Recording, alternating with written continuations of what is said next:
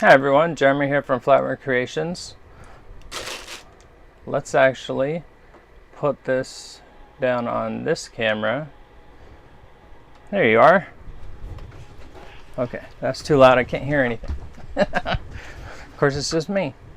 So today I have whale tails to cut out, but I got in my stuff from Flatwearables, not Flatware Creations, Flatwearables, and I got my new flux today.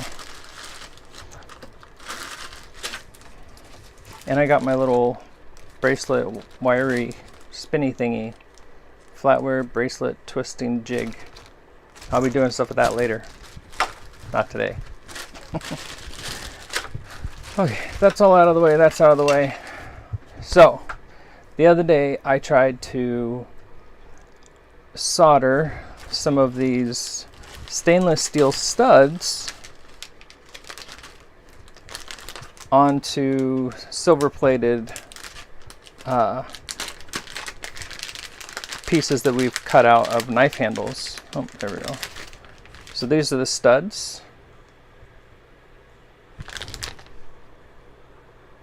There we go. Just little tiny guys. And so we have different sizes and different styles. So we have these little guys. I think it make pretty cool little studs.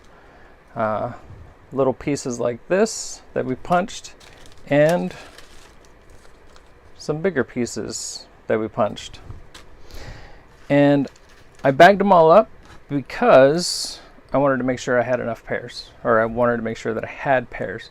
I have one bag in here that has 4 or 5 that I don't know where they came from. I have no idea. But those were all stamped out of, or punched out of hollow handled knives. So I do have another video. It's not going to be here because I forgot how to do that. So what we're going to do today is I'm going to attempt with this new solder now. Where'd it go? My desk is clean, I promise. There we go.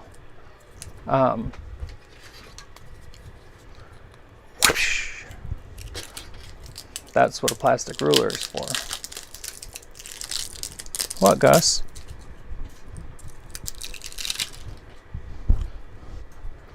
So I got this flux, liquid flux, 1 ounce for soldering on stainless steel. Apply a small drop to the area to be soldered, used in conjunction with rosin core wire solder.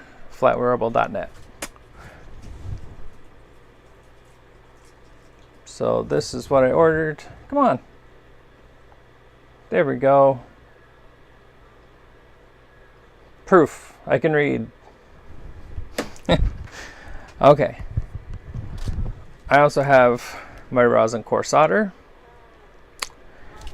Oh, hi Gus.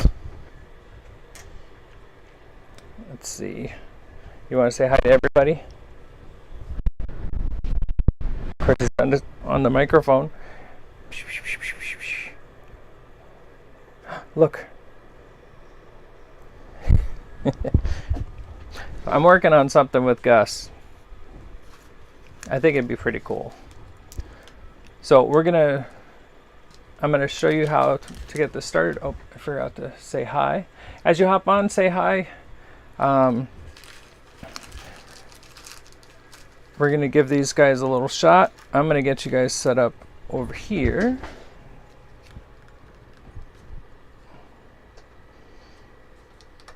So how do I get this to turn the way I wanted to?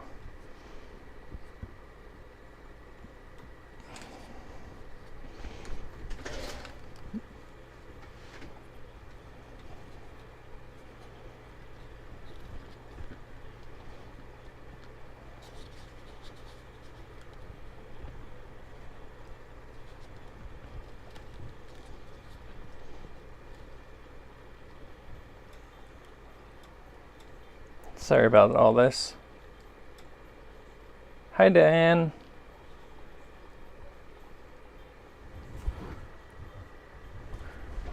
let's get that guy.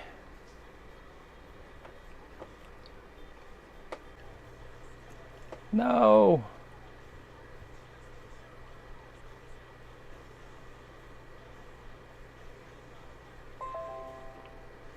Okay, I think I'm back.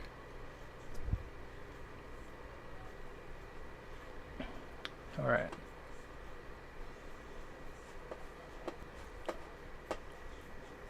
So we don't want the brightness up that high.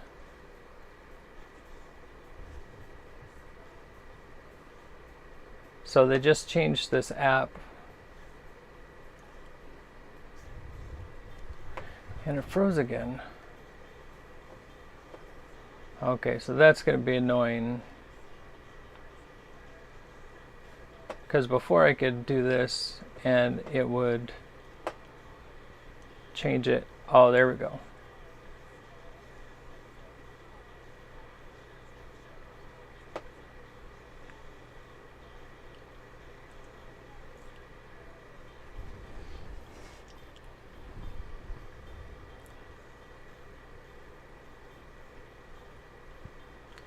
Where is that white balance? There we go. Sorry about this, guys.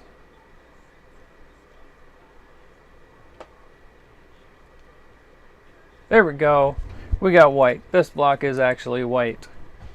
Okay. So I want to adjust this. Make sure. Okay. Okay. And what happened here? Stuff moved. Okay, there we go. Let's see. It says that YouTube is not receiving my broadcast.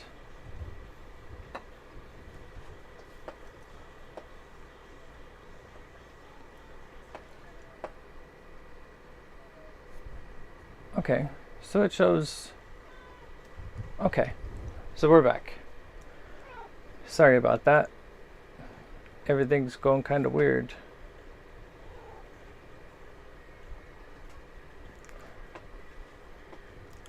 I got the fire block on eBay. Hi Gus. It's about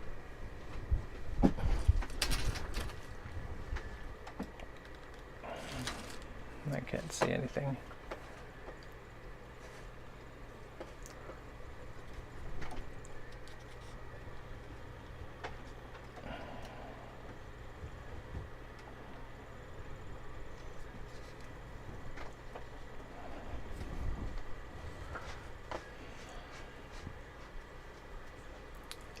I'm pretty sure I got it on eBay,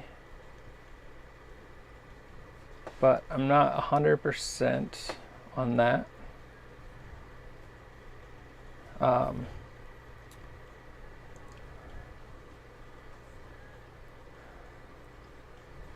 Okay. So I will just forget what's on the video part of that and move on. Live always goes crazy. So the block is 5 3/4 inches by 1.5 by 2 3/4 inches. I got this block so that I could put pins through it to hold pieces down, because it's small enough, or it's light enough, that you can put pins in it. Yes, it does leave holes. So I've been trying to do most of my pinning on this side, and this side is all nice and clean for what we're doing today. So I have my torch. We're going to put these guys up here. What I need to not forget is which side of these is which. That's the pattern side. That's the pattern side. Because obviously we want the pattern side out. I'm going to grab these little tweezers here.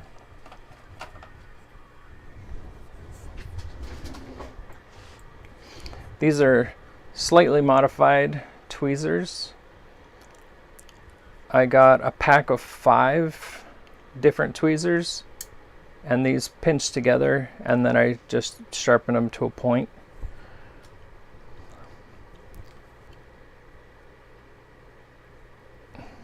So I'm just grabbing this pin, just like that. And my big secret here is this little guy right here. This is just a little magnet. So it will actually move this for me or hold it where I want it with just enough pressure that I can touch it a little bit and it doesn't really move. So if we're going to say that's where we want this, I'm going to put this right where I want it. Where's my pick? Here, pick, pick, pick. I don't see my soldering pick. Sometimes it likes to hide. Well, here's another one. This should work.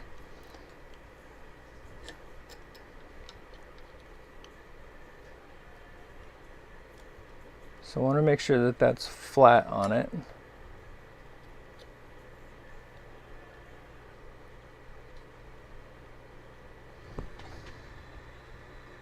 Okay, so that's dead center now. I'm going to try and bring you guys back down here.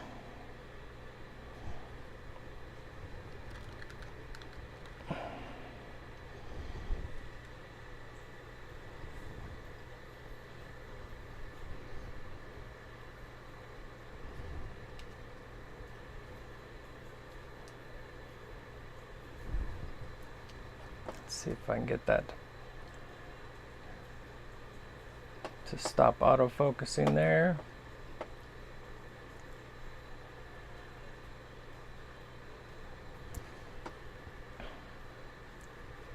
So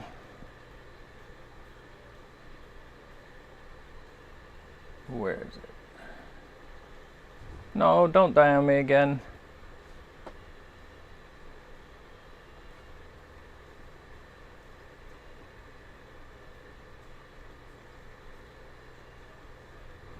Okay, so let's grab our solder here, and I'm gonna cut off just a tiny little piece. Sorry, everything's being so weird.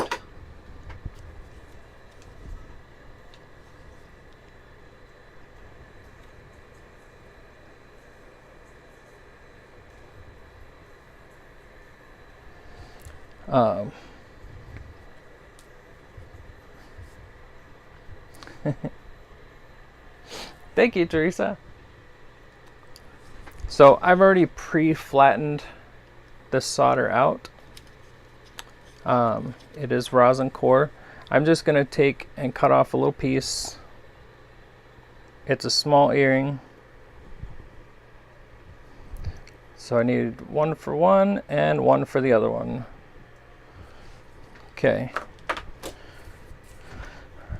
So what's been done to the silverware pieces is they've been tumbled. That's the only thing I've done to them, is tumble them. Once they came out of the tumble, I put them into the baggies, and that is where they have sat. So I tried every single one of my, let me go here. I've tried every single one of my fluxes, and they just don't work to get the stainless stuck to it. So I was going to get a little pipette, but it seems that this already has a tiny little drop. So what we're going to do is I'm just going to lift this guy up.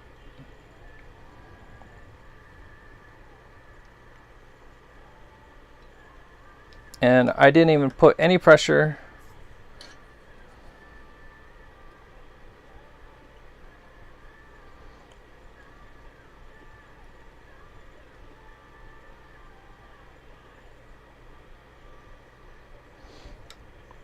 And now we'll get that guy right on there. Come on.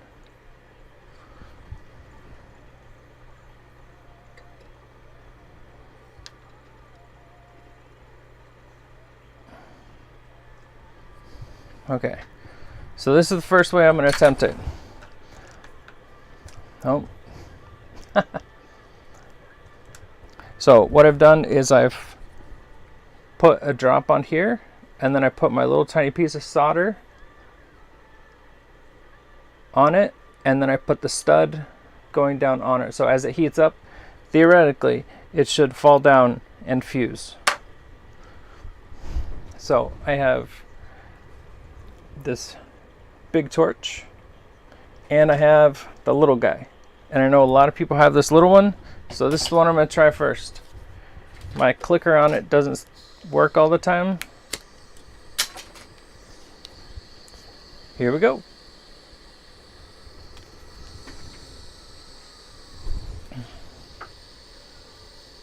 Oh, glasses.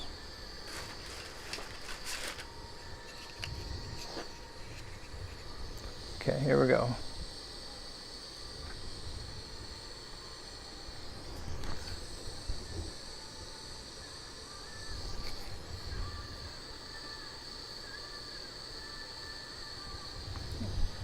So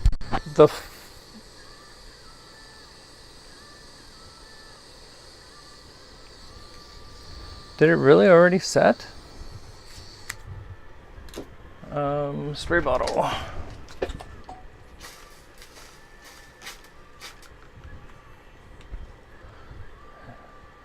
Nope.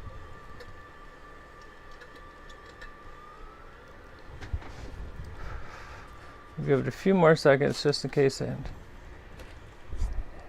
hasn't cured. So maybe it was just too hot still. I have a little bucket of water down here.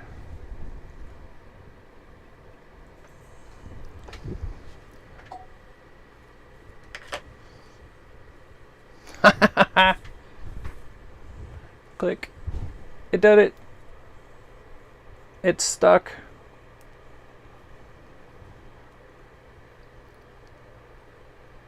Okay, let's try and see if we can replicate that. Click. So we're going to move this guy over here.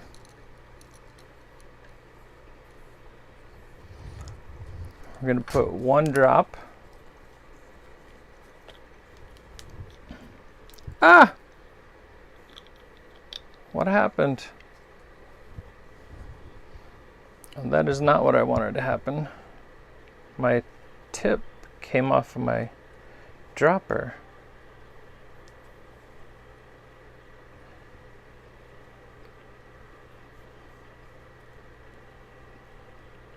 Okay.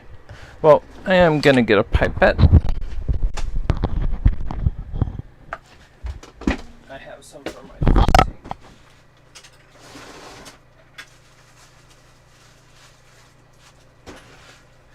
The saltwater likes to eat these.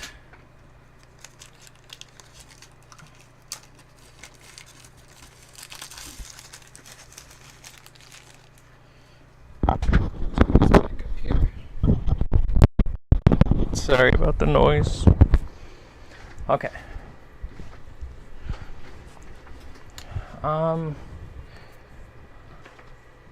Are you guys still able to comment?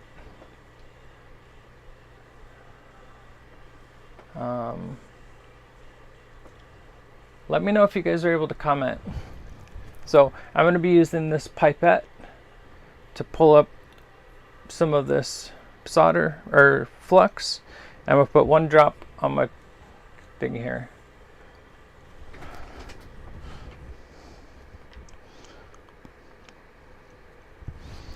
So we'll put 1 little tiny drop.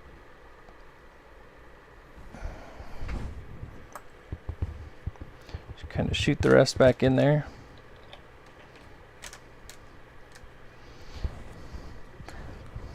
So that was super easy.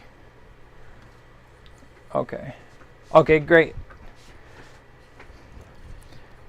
So here's what I did before that I didn't switch the camera for. I'm just touching my pick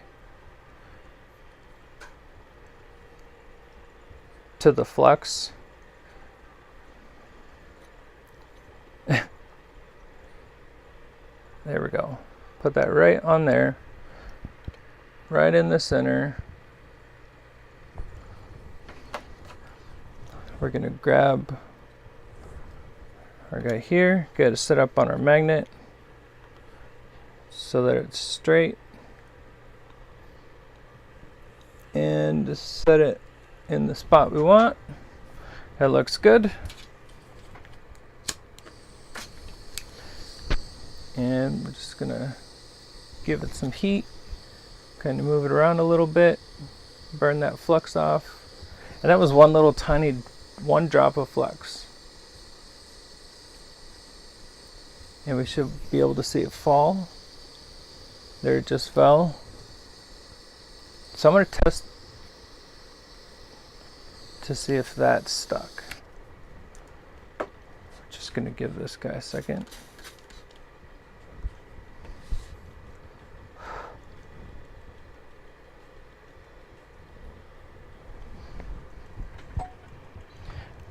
Sometimes this block will hold the heat. All right, let's test it. It's on there. Woohoo! So here we have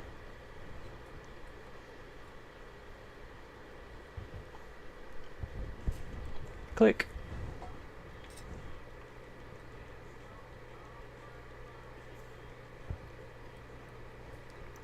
Studded earrings. All right.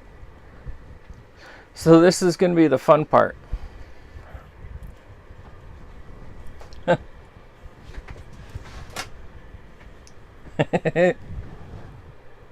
Can you even see him drop? Oh, you can just barely see him drop. Now I have a bag full left to do. Okay, let's do one of the big ones, and then we'll do one of these other studs. So this guy is probably about the size of a dime.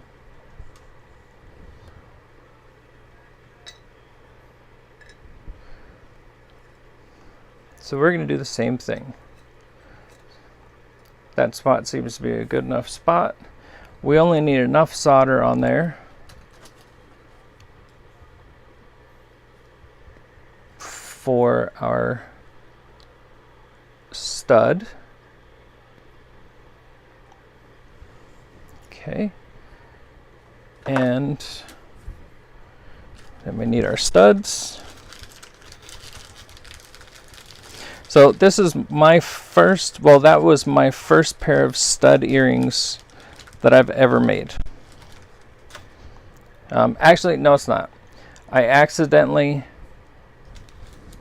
made 1 pair whenever I tried to solder the first time, but I'm pretty sure that I forge welded those together.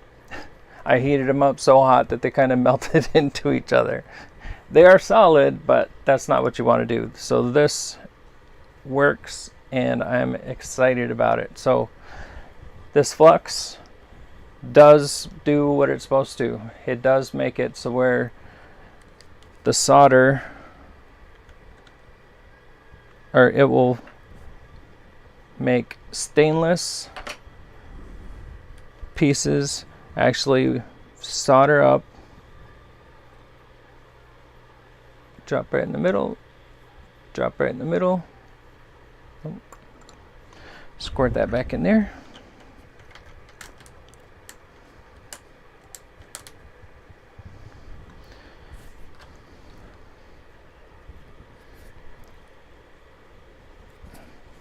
Okay, I'm going to see if I can zoom you guys in.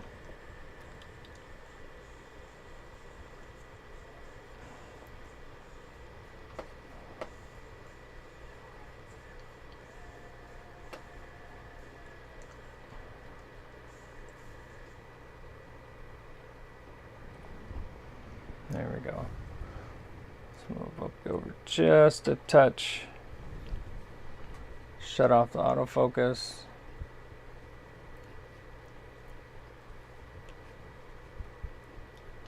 Okay. So we're going to get this pin ready.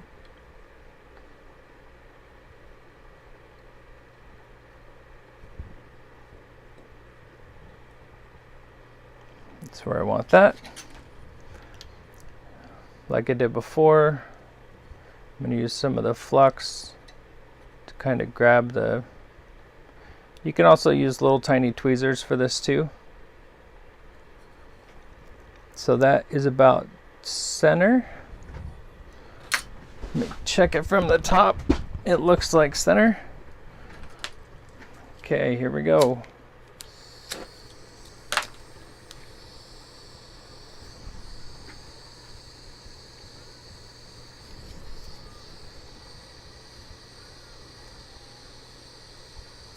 Kind of slowly letting it drop. So we should see it drop.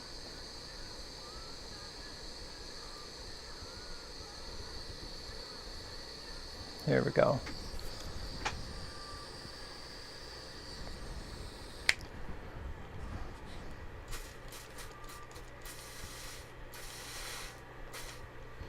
See how that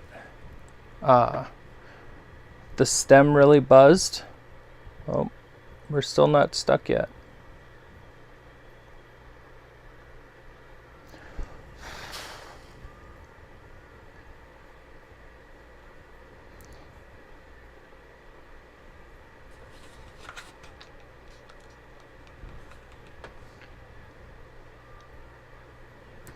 So we really have to give it some time to cool down. Oops.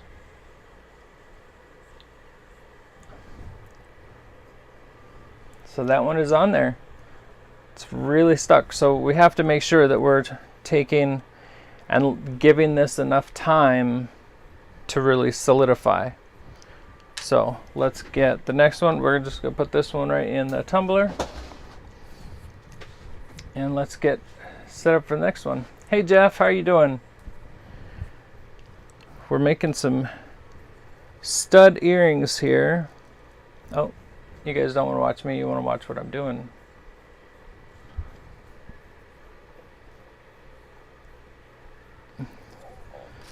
Right, we're gonna grab, so I put a drop of flux on there already.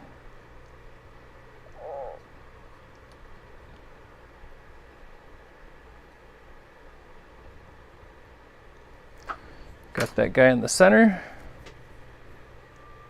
Got my little, that's flat.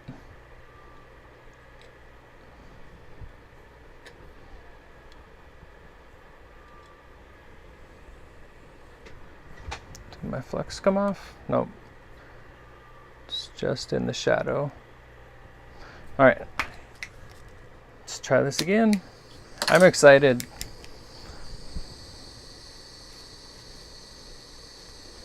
And a solder will generally always follow the heat. So if you got it higher up on one side than the other side, it should. It doesn't seem like it even moved.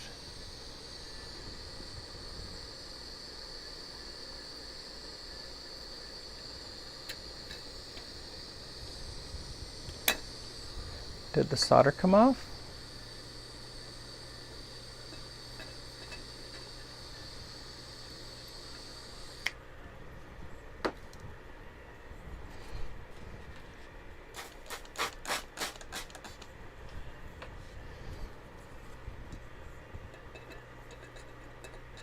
I don't see my piece of solder.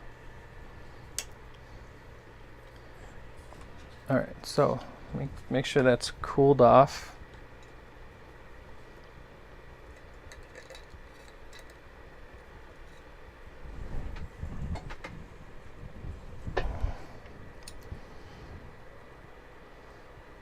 Okay, I don't see the solder, so we must have just knocked off the solder somehow. I don't see it on the block, and I don't see it melted down into here. So I'm gonna clean this up real quick.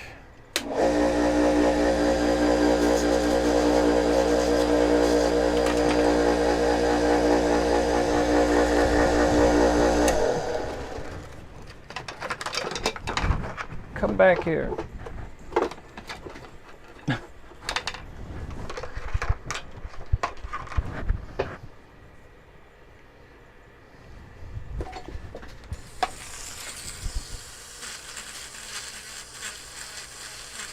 Your piece needs to be clean.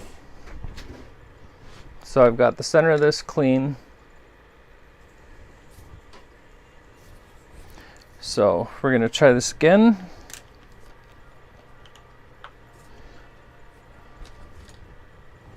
Got my pipette.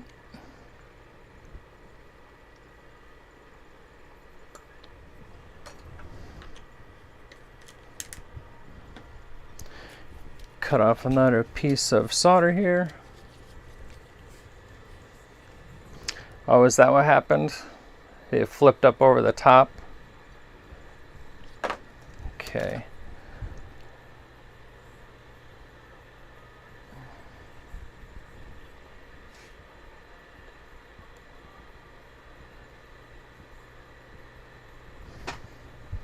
Okay, that's our middle. Grab our post. I'm gonna clean the post up.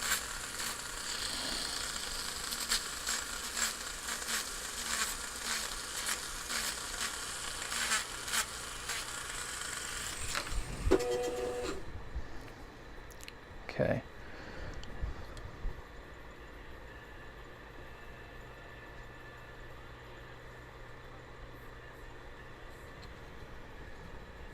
Come on, magnet.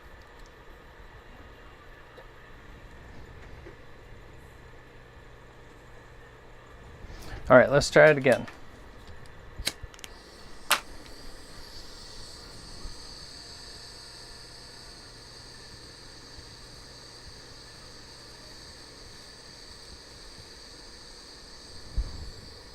So we got it to go down. I'm going to help it over just a little bit.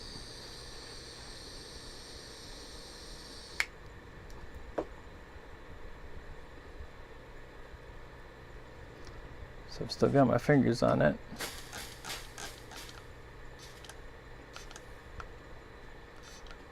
The only thing that I don't like about this block is how porous it is. So I'm just going to wiggle it a little bit. Okay. By doing that little tiny wiggle, I've learned from doing the bud vases, you can tell if it's on there enough to be able to lift it up.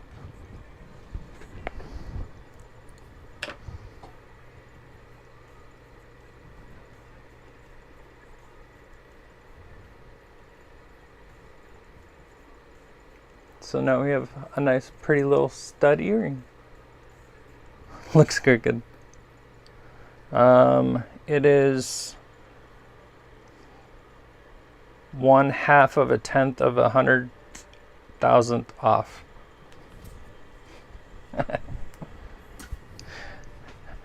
Handmade. Come on.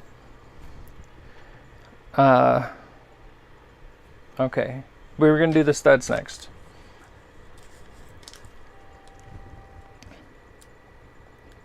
So we thought these were going to be kind of a cool, we've been seeing something. I wonder if you can see that. No, you can't see it. The spray that I'm spraying on here actually will go through and sit on the top of my anvil here. So the pattern on this guy, it's a nice pretty pattern. I want to keep my piece up here. So let's get our solder ready. Again, 2 pieces of solder.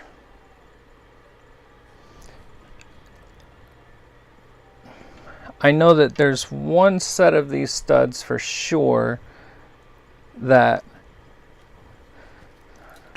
even these little tiny studs are gonna sit up on these edges right here. These I'm pretty sure will fit in between. Should be close.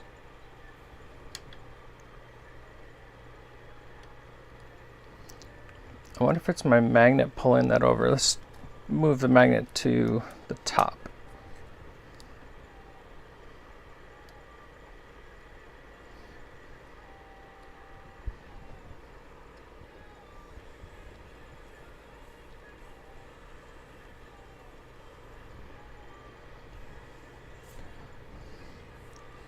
So this is off of it also.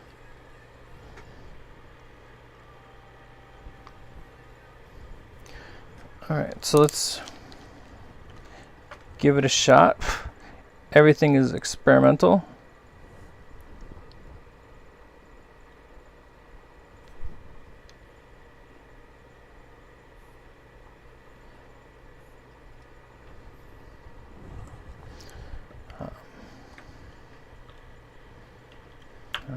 May as well.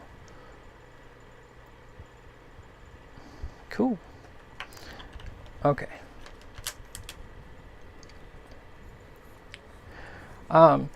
They're cut from hollow-handled knives. I cut the handles in half, and then took my punch, my little disc cutter, and then stamped them out, and they punched all of these, the rounds.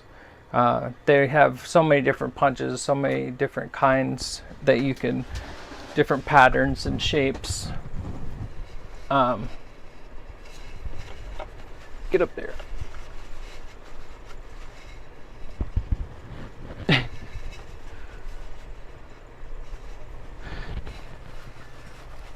Fight with my light here. Do what I want you to. Okay. Sorry. You can make all of this stuff out of trays. These little stud pieces are the little end patterns on the silverware. So like this piece here is what this became. Or you could use the bigger ones. This is the other end. But I figured we'd give it a shot. Let's grab our solder here.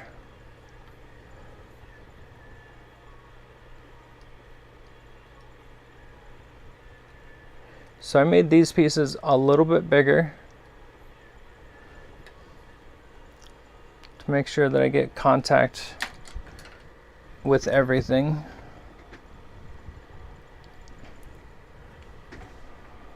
Okay, here we go.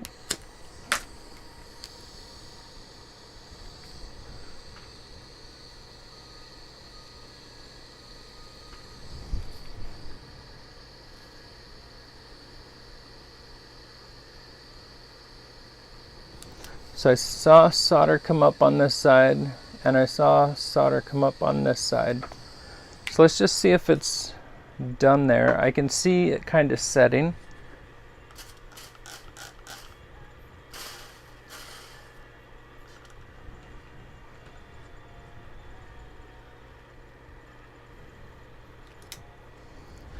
I'm just going to dunk that.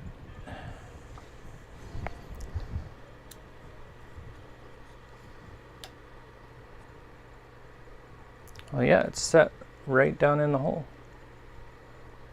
Here, let me put this on it.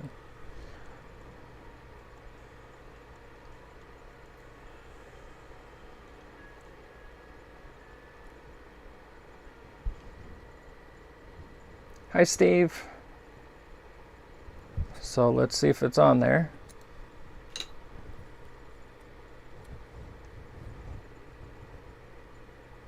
Yep, I'm not feeling even a tiny little wiggle.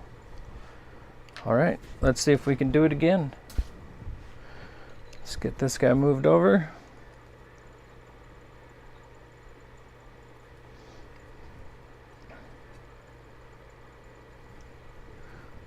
And grab this guy.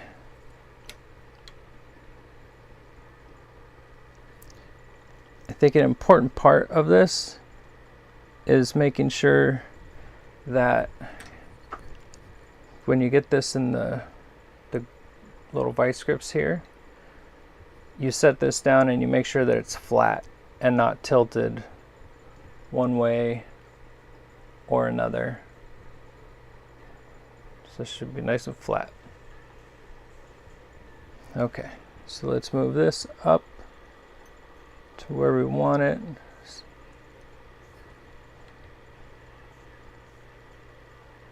Oh.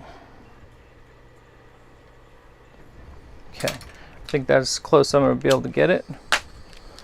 Here we go with the flame.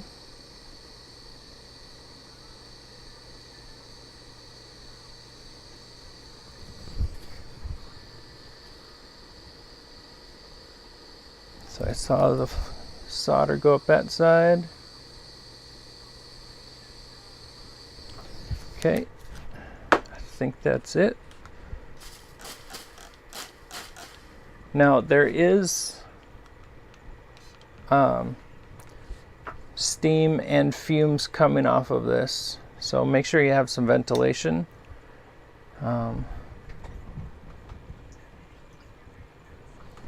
Let's see.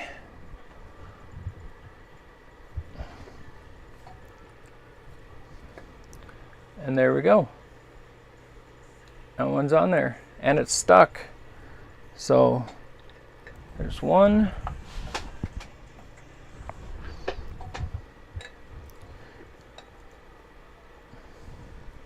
And we're pretty close. Like really close.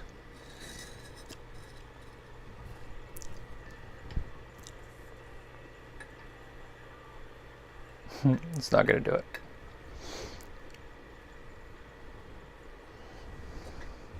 Stud earrings. So I'm kind of excited. That flex is working awesome. I have at least, oh, I think I have, how many? 40 pairs. So I have 80 of these to do. I'm sure you guys don't want to watch all of that. We're already at 43 minutes. Do you guys have any questions while I've got you here?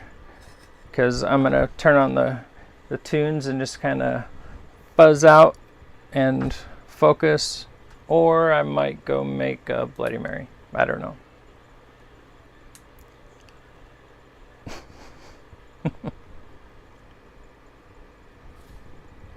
Let's see, you guys don't need to see that now. Properties.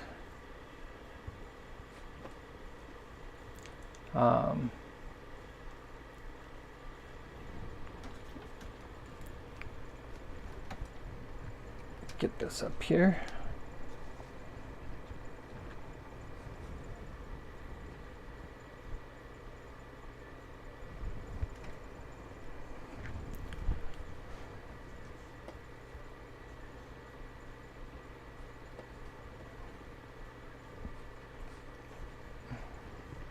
Did my camera freeze?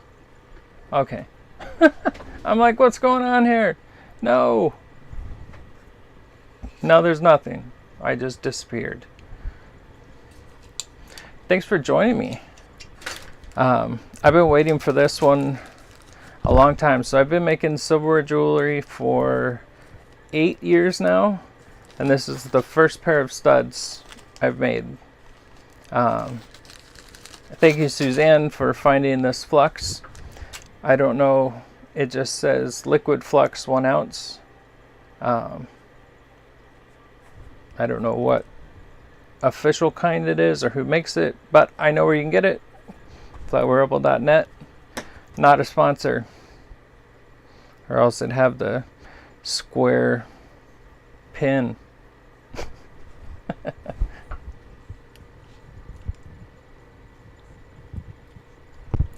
So I haven't tried those yet. If I ever tried the wine corks out of hollow handled butter knives.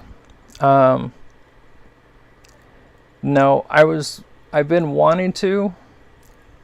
I've made some pens, I've made some styluses, made a bunch of bottle openers, a couple letter openers. Let's see. I did one of the urn. I did one of those.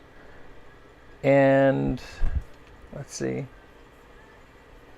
Done a lot of stuff with the hollow handled knives, but I haven't made those yet. I just made the other day. Well, my other day can be anywhere between now and a year ago, so remember that. So the other day we had some friends over and we were having corn. My wife goes to look for the corn cob holders, and she's like, where'd they go? I guess one of my daughters threw them away about a year ago. So I went in the kitchen and I'm like, okay, I have half an hour before they get here. I'll just make some corn cob holders. One sec, I'll show you what I came up with. Let's see, is this gonna work? Yep, there we go. I'll be right back.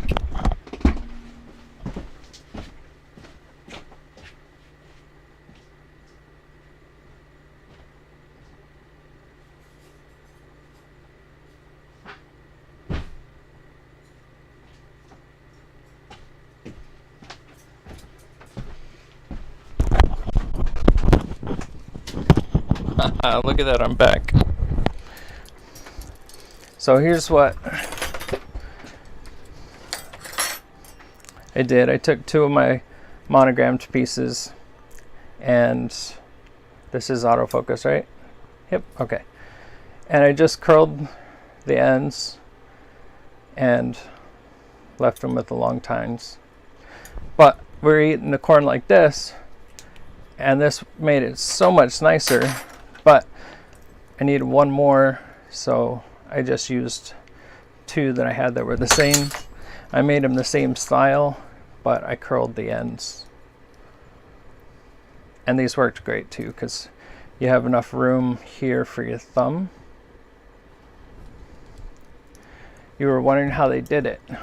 So, to the best of my knowledge, the wine cork stopper, do I have it on my phone?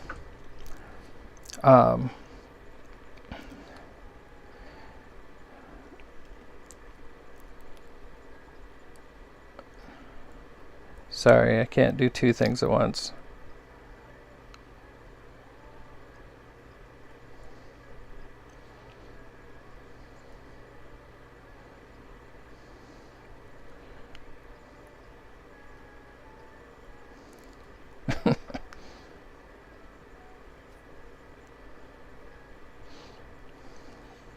Come on. Everything goes crazy on me now. So, I'll show you a picture of what I'm pretty sure.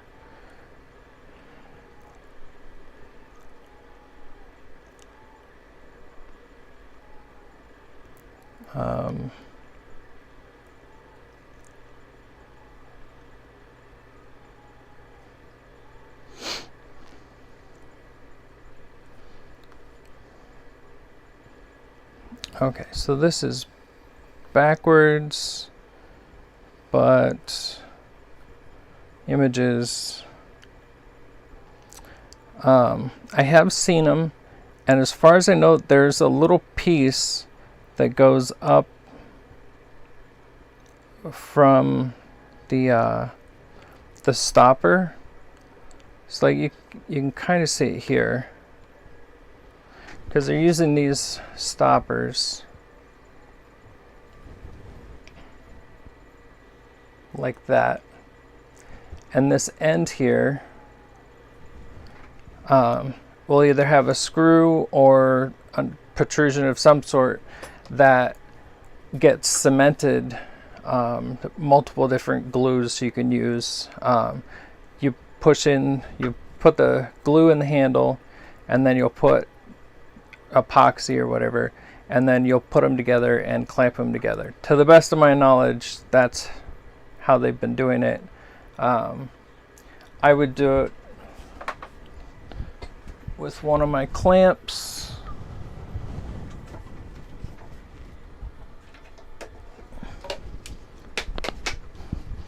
Like one of these guys. You can just slide it up, just kind of lock it in place.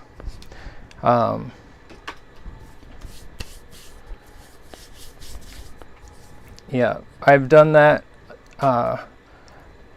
This I had to do it that way for I made a sewing kit for a friend of ours.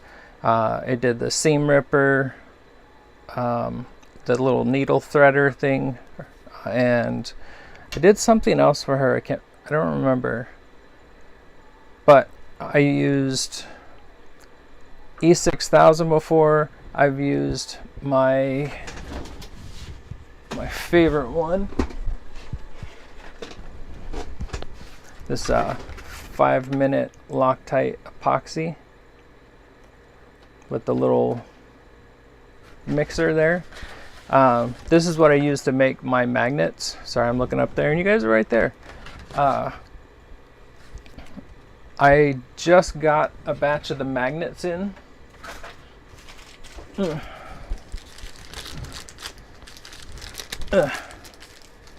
So these are the little magnets.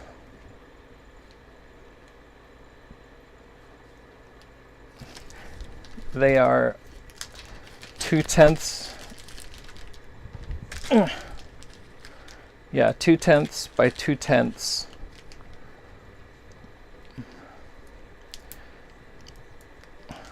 There we go. So there's one magnet.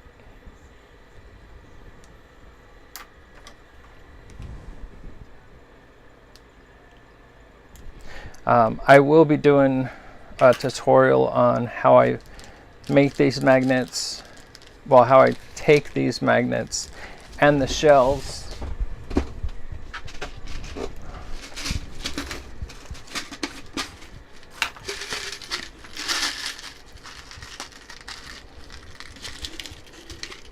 and I'll make sure the links are in the description on that video. These little crimps here, or not crimps,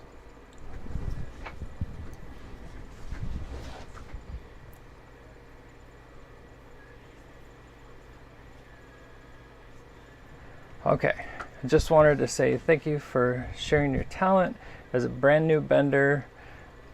What was the hardest thing you had when starting? Rings. I hated doing rings. Rings are #1 the biggest seller, and they were just so hard to make because it took so much effort to beat them. Oh, what hiccups, that kind of stuff.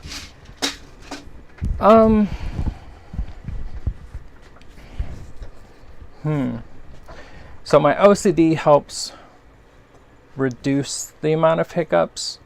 I get everything planned out and I prototype things in my head before I do them. So I think some of my biggest hiccups were not having the right tools or getting the right tools. I know you have to have money to spend it. Totally get that. It took me 2 years before I could save up to get my first bender. And because I had to pull it because we were paying bills, obviously, plus buying new silverware, plus trying to embezzle a little bit of money so that I can get new tools and things like that. So the little bit of embezzling is how I got my bender. But once I got it, 2 days after I got it, I'd already figured out how to bend the rings if they tweaked a little bit. I made over 100 rings in 1 day.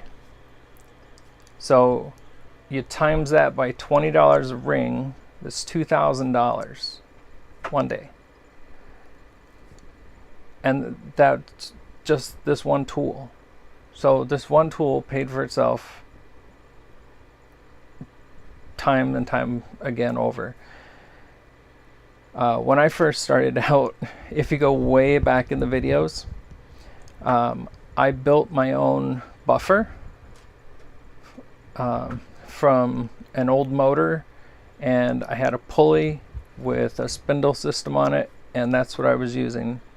I did have this vise at the time. I think it's a little 4-inch vise.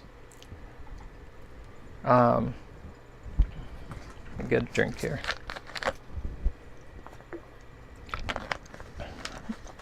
If there was one thing that I can't live without, it's this. I take it to all the shows. I do 90% of my work right here. When I started out, I had this. I had the sockets, PVC pipe. Here's one for you. PVC pipe.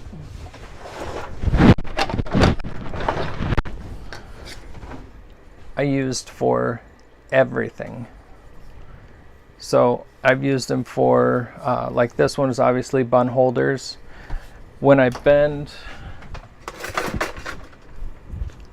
these guys here, whenever they bend over,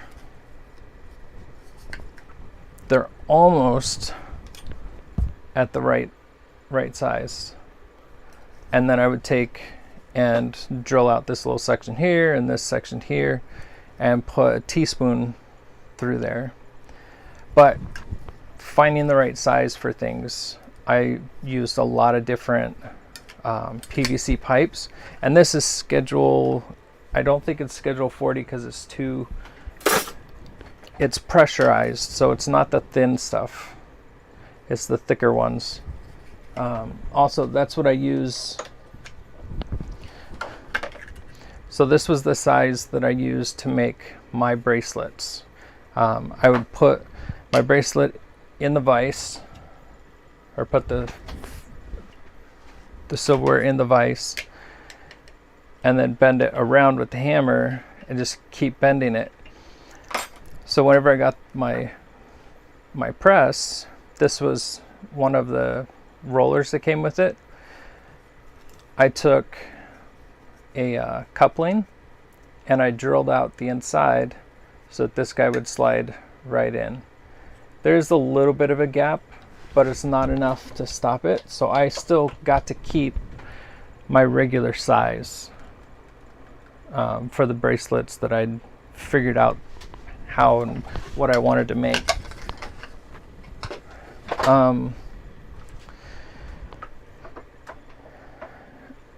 I would also make things in like batches, because after you do one thing over and over and over and over again, it kind of, your brain figures out the easiest way to do those steps.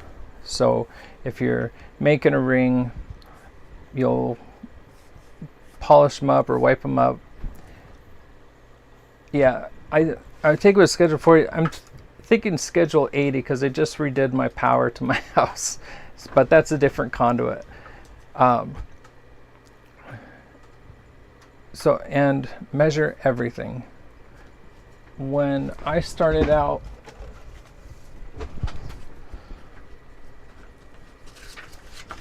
is this the first book? I don't think this is the first book. No. Oh, there's the first book.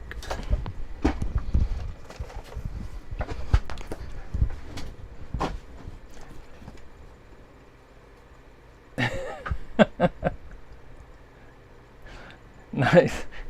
Yeah. It I promise if you bend on it and you use it, it'll pay for itself pretty quick. And then you won't have to worry about that second mortgage. So I took and I wrote down everything. So the refrigerator magnets, what magnets I was using, how long to make my hinge bracelets, what kind of wire I used, the 20 gauge, how long my bracelets were, let's see, spoon rings, hooks, how long those were, lobster clasps, 2mm or 12mm by 6mm, and then all my beads.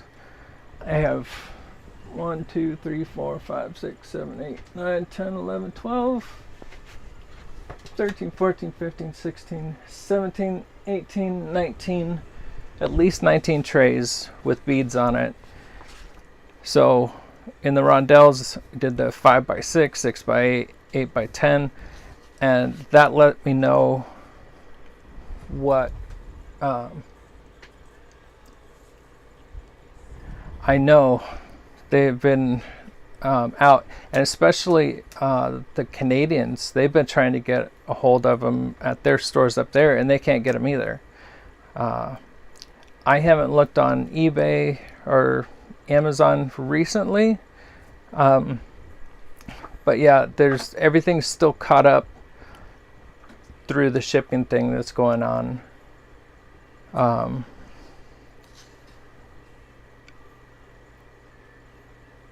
My fork bow ties, and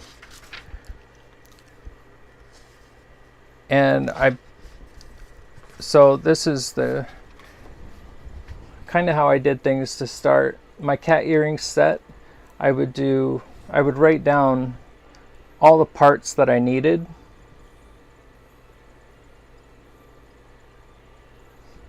Yeah, that is lucky. And basically I would write out the recipe for what I was making. That helped me do the same thing. Yes, it's the best go-to price. $1 or less. I just bought up where we're at, we have some resource, and you can get silverware from there, 10 cents a piece. And I've had some of the at one of the resources up here, I've had a little lady shoving off all of the silver plate into one bin for me, so when I get up there I basically just buy everything. I bought 86 pieces of silverware the other day for $8.60. And then there was a set that had like 60 or 70 pieces in it that I got for 20 bucks. So everything was way less than $1 a piece. But $1 a piece is normally what you're going to pay in an antique store, one of the malls, the little shopping center kind of things.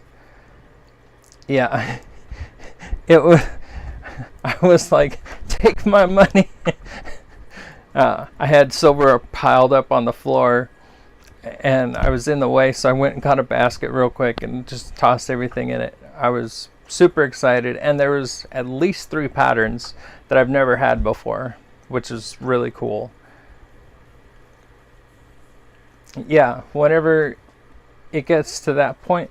So if you think a ring normally costs you $1 because you have one piece of silverware. You normally have invested in it $1. If you don't count your time or anything like that, or tools and all of that stuff, you're going to get 2 items from that spoon or fork. Let's go with spoon because fork is crazy.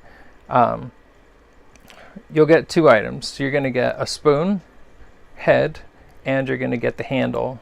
The handle becomes the ring. The head becomes a pendant. The head becomes something else. Hi, Gabby. This is Gabby, my other little kitty. She's super shy, and she does not make it in here very often. She must want something. I can see it in her eyes. There we go. So you make that ring and you sell it for $20. You made $19. Take 1 away from that to get your next piece of silverware to replace it. Exactly. Yeah. So forks add up because you make the ring from the handle. You make a cat or a dog from the end of the fork. And whenever you make one of those animals, or you make an elephant you'll get 3 fork tines off of.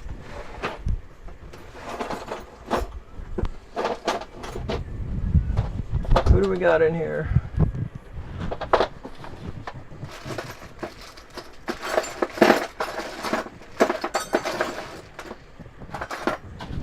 I don't have an elephant hanging out in there.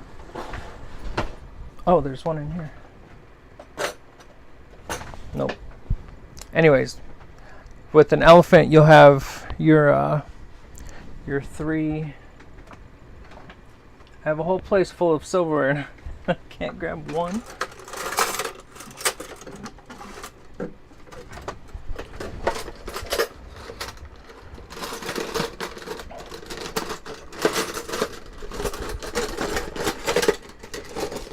When I see a fork in there.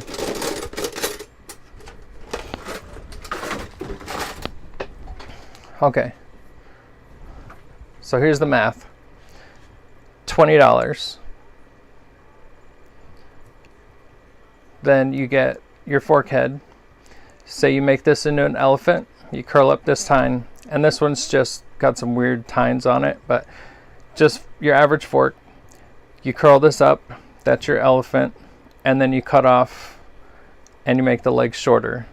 So what you're left, so this is $20, $25. Yeah, on average $20, $25. So now you've got $45.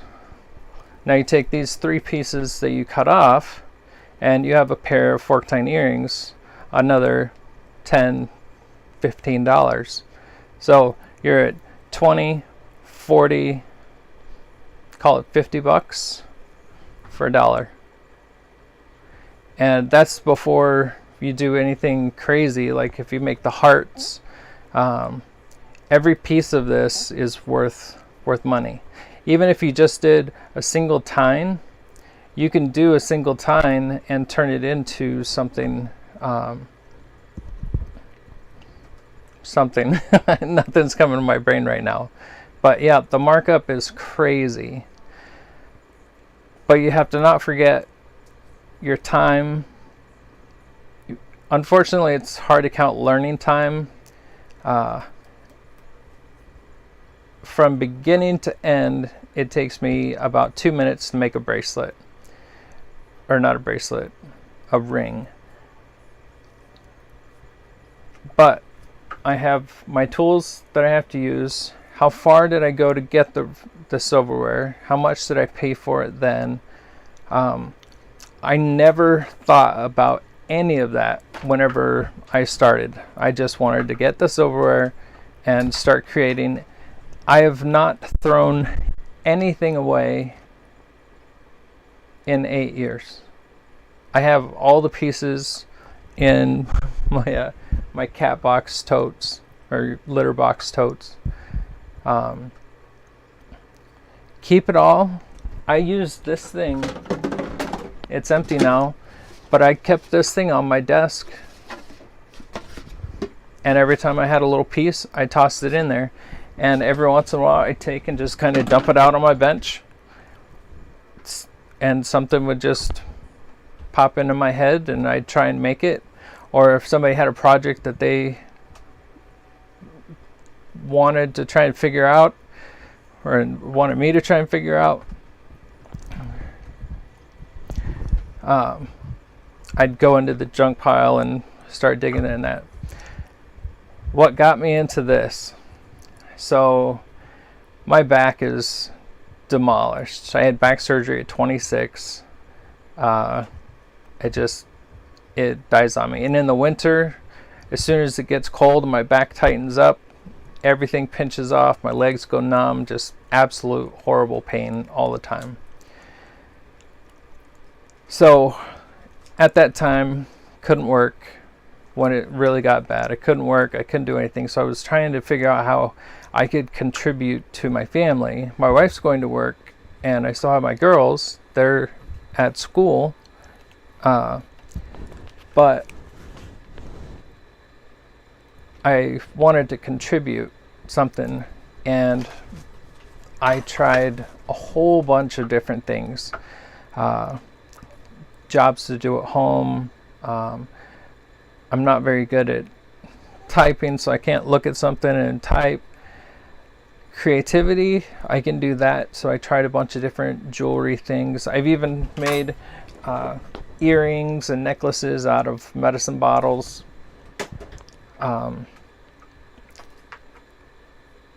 So I needed something that I could do to where I didn't have to stand up or have to get up and down a lot. And I can sit here for quite a while because I'm always kind of adjusting and moving my position. Sometimes it's hard to get up after a long day at work, but this I can do sitting down. And this, well, at the time, everything was on this dining table. So my bench is actually a dining room table that has a piece of 3/4 inch plywood on top of it, and then I basically made that my bench. When I started it in my older videos, you can see I had my vise here, I had my drill press here, my buffer here, my bandsaw here, my hi Gabby, welcome back, my bender here, and then I had something behind that. Oh, and I had my Dremel tool right up here. So I had everything within this far of moving. I had all of my tools. Oh. So as I started with the silverware, I noticed that I was able to, one, get so many pieces out of a single piece. I actually went to Walmart and I bought one of the 3 packs of forks because they were really bendy. And I made, I'm not going to be able to find it right now. I made my daughter a, welcome back, Gabby. I had made one of my daughters a heart, a double heart bangle out of the fork, and I bent it around one of the pieces of PVC I had. And I could do most of that with my hand, and I had this vise, and I was able to get it pretty round. I had 1 or 2 corners in it, but for what I was experimenting with, I was like, okay, I have the tools to do this. I have a hammer, I have a vise, I have a couple different hammers, I have some pliers already. And so I have the basic tools. I have a file. When I started out, I was using this file to do all of my filing. I'd get everything in the vise And what I do now with my belt sander, I did with my file. So all of my bracelet ends, I was filing them the whole time. I was filing everything, which took a lot of time. And as I went through and I got the tools to do this, things got easier. I was counting the minutes. I'm on a obsessive timer. I posted the other day, the worst thing about obsessively timing everything is procrastinating to the last possible instant.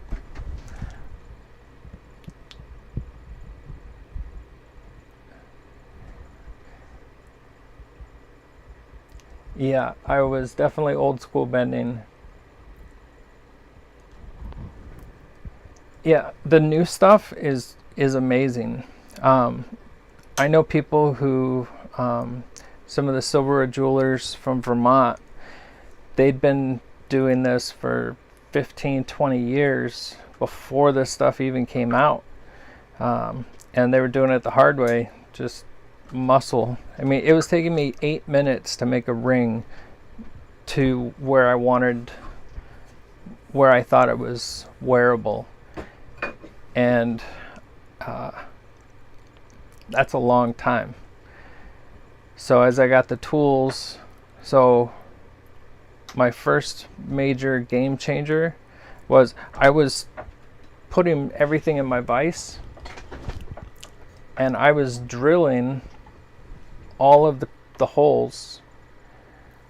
So I'd have my silverware in here and I would drill the hole for one part of my bracelet, drill the hole for the other part of the bracelet. So when I got my drill press,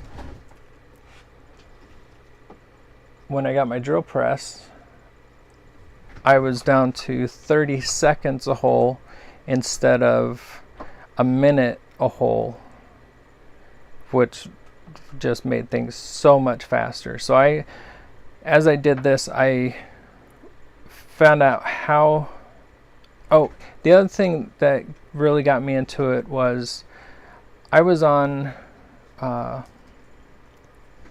Pinterest and I was seeing some of the things that people were making. And so I was trying those. I think I was on Pinterest probably a month, just kind of trying out different people's ideas, the things that they'd made. And I think after that, I started just tweaking things to my own style. I had requests from people to do things like I made a cat, hi Gus, and then I had somebody ask if I could make a dog. Like, a dog? I barely even know how to do a cat. But I took the same principle, flattened out a fork. A cat is just a simpler form of this, I guess. And after that, things just started just in my head, just taking off and making all kinds of things. Of course, you have to make the bulk stuff for your shows, and so I made a ton of rings because they are 90% of the best sellers. So if you have a bad show, you at least sold a couple of rings. So there's something. So between the creating process and the just figuring things out and kind of figuring out how I can do them, I'm having trouble with YouTube. When are you going live next? Keeps crashing. I will be live tomorrow. I have 6 whale tails to cut out tomorrow. It'll probably be morning, afternoonish. I have a lot of these to do tonight, and I don't know how many I'm going to get done. But I will be on tomorrow. You should get a notice whenever I pop on. I'm not sure what time that'll be yet, though. Yeah, once I saw a path that I could take whenever I started this, I also looked to see first if I could source the materials, because the other thing I wanted to do was recycle or at least have access to the materials. So if I didn't have enough of the silverware around, there's no reason for me to try and make a go of it if I can't get it, because it takes money to make money. But if you have the money and you don't have the pieces there, it's a little bit harder. And just starting out, I didn't really know what I was looking for or how I was yeah, anytime, Steve. Yeah, it was kind of a fun experience looking back at some of my pieces. I see them pop up in Facebook. It's like just bowing my head of shame. Like, oh man. But everybody has to go through that. We all have to learn that process of I call it OCD laziness, but it's just finding an efficient flow of doing things so you can make 50, 60 bracelets in a day, or you can make 100 and something rings in a day. It's just that getting that flow and figuring that piece out. Sold a bunch of stuff on eBay and turned that money into jewelry tools. Also bought and found stuff on Facebook Marketplace. I just got a set from Facebook Marketplace for 15 bucks.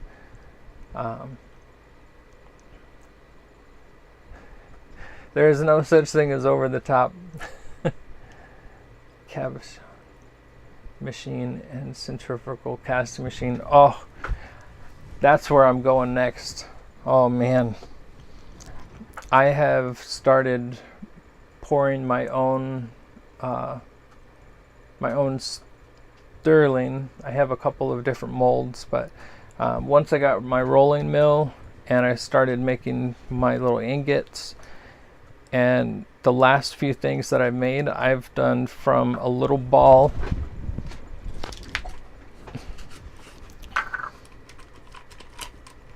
from just a little button of sterling silver to a dragon ring, same size as this. I haven't posted that video yet. I think I have it edited. I just have to put music to it. So you'll see that ring coming up. There's no way I could even get into cabs because my OCD is just crazy. I have to stay hyper focused. I have to walk around like one of the horses with the blinders on, just silverware jewelry. Don't look at the cabbing machines. Don't make your own stones. But getting into the casting is where I'm going next. I've already started trying to figure out how to do the lost wax casting without having to have a kiln. And I found one way to do it. That's nice. I had somebody call me up today wanting to sell gold, but I can't afford gold right now. Once I got the rolling mill and I was able to, I have my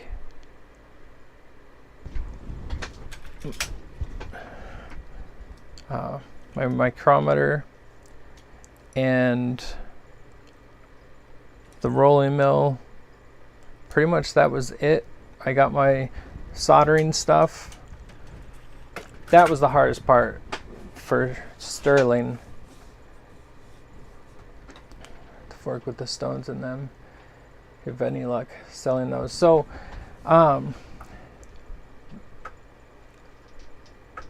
I have had a lot of luck selling the little rivets. I've done a lot of fork rings with the little rivets in them from Flatware. Let's see, who do I got up here?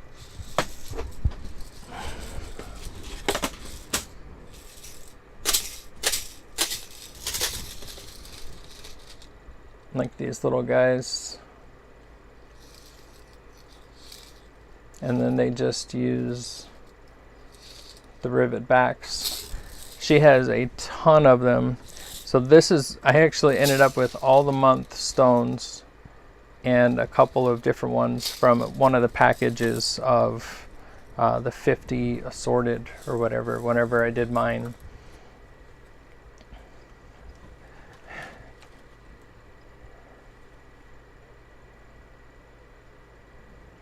Yeah, anytime that you can get the item yourself and create it into something, it just takes the price that much higher.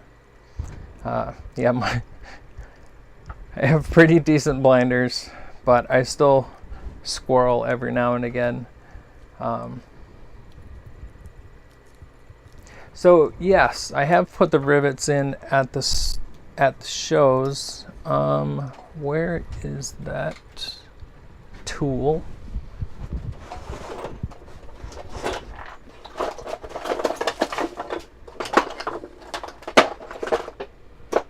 Nope, not it.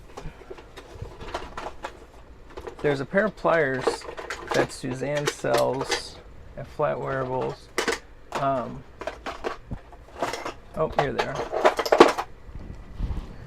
So these pliers are supposed to have 2 plastic ends in here. There's one in here somewhere.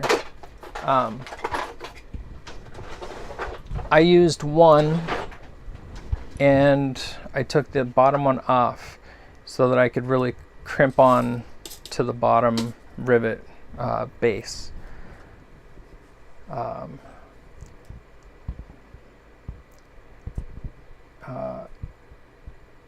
Yeah, the tools for the coin rigs. Yeah, I wanted to do that, but then blinders. I gotta stay focused. But I did a project. It ended up being 2 hearts made from 2 forks, but the base was 4 forks or something. It ended up being a family piece. Quit making me spend money at Flatwares. I'm sorry. She's just got everything that she has. So much stuff now that I want that I haven't bought yet. Tons of stuff. She is so creative, and the stuff that she comes up with to help us be able to make more money is incredible, especially since she got her new shop and got that all set up with her new tools or lasers and CNC machines and that kind of stuff.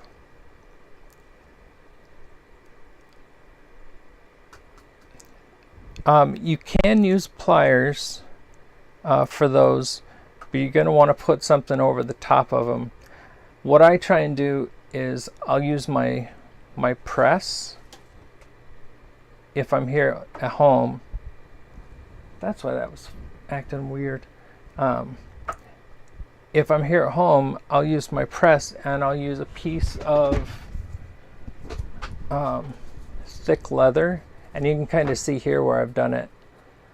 I'll put the crystal face down into here, and I'll use the press on the back of it to press it down to get it to crimp, and that's worked out really well. I haven't broken not even close to half as many as I did before, because every once in a while you'll crush them and it just there's a fine line between snug and broke. It's a little line. I've also taken and used my ball peen hammer, just a little ball peen, put the piece face down again on here and just lightly tap it, and I've been able to get them to set that way too, at shows and things like that. These are the 4mm. I really like the 6mm because they're big enough to see. I haven't tried any of the 8mm.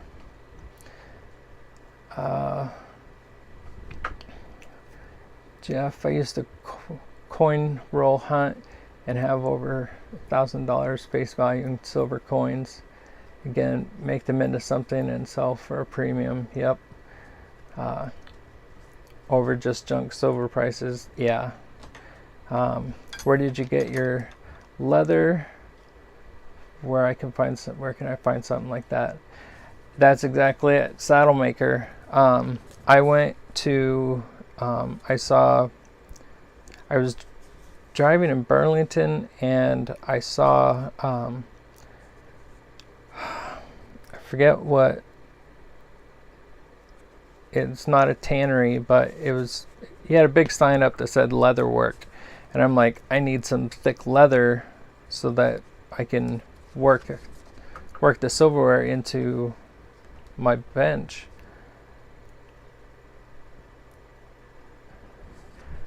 The most important thing to know when ring bending,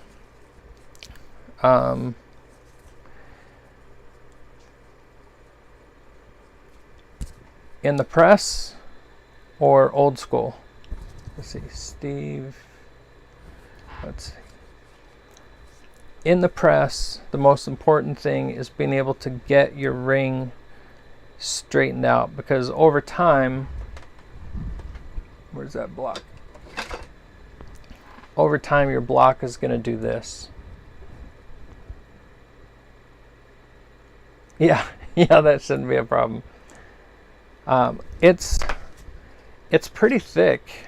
Yeah, it needed to be really thick, because when I first started out, I was using this to protect the silverware from my bench, but then I found out that this brown paneling board, this works amazingly great. Where'd my used one go? So, new one, used one.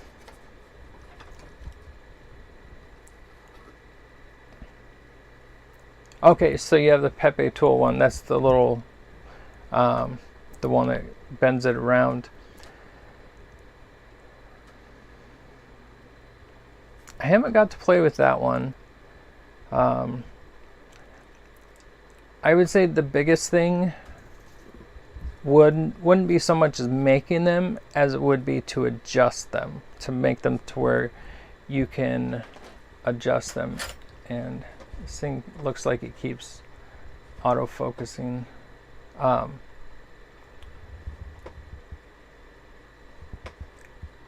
If you can size the ring, there we go. That's the biggest thing. So you're at home, you make a ring.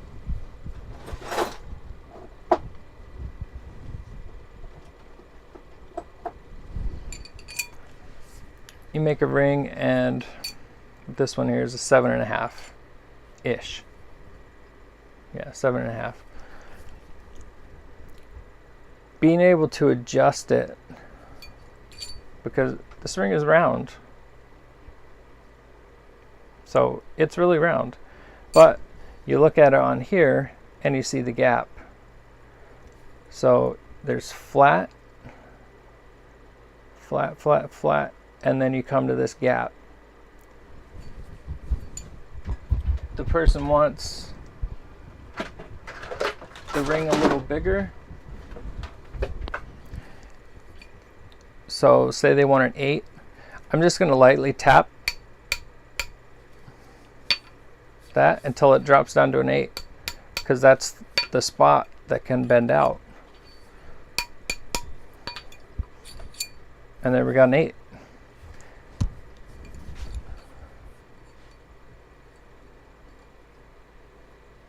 Yeah, the cutting boards are nice. What I liked with the paneling boards was eventually they make this little divot in here, and you can see how it goes all the way through.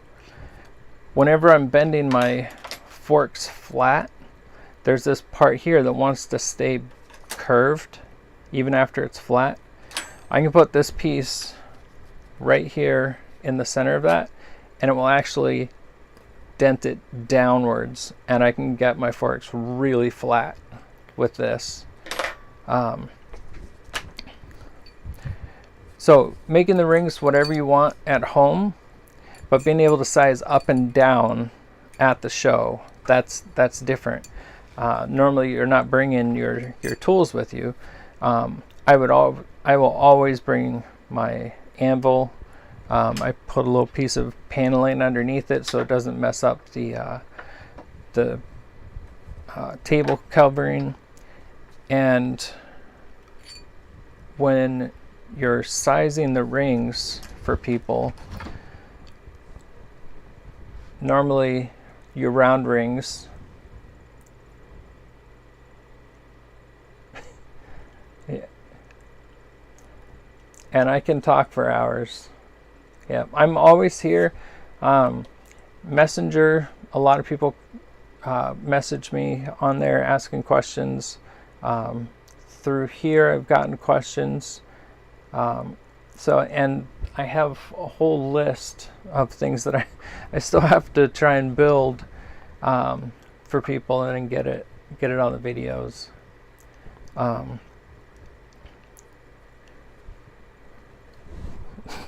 Blinders. With the rings, as you make them curl under, make sure they have a little taper on the bottom side, so there's not like a hard ridge that they have to get past. So you've got your ring, but then you're trying to get past this piece here.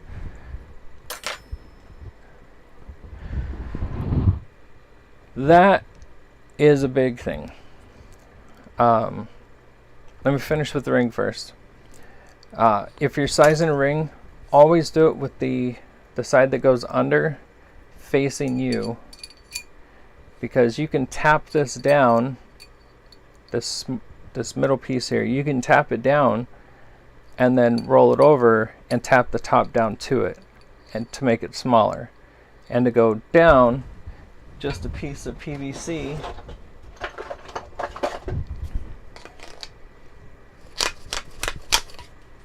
You can just prop it right up there, put a tap onto it. Now this ring is a 9. Just that fast.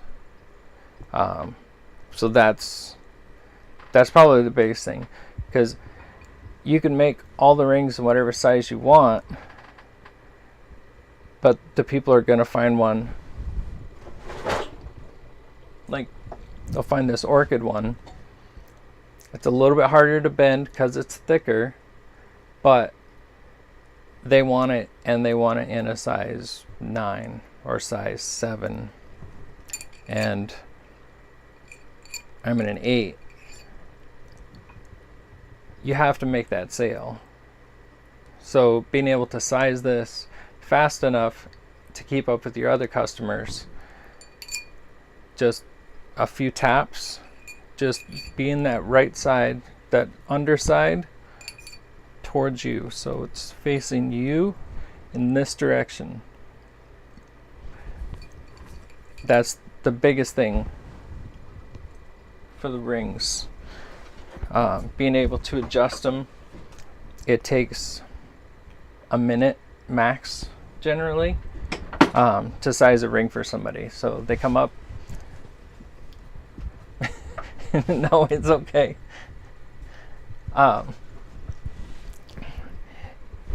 Yeah, it's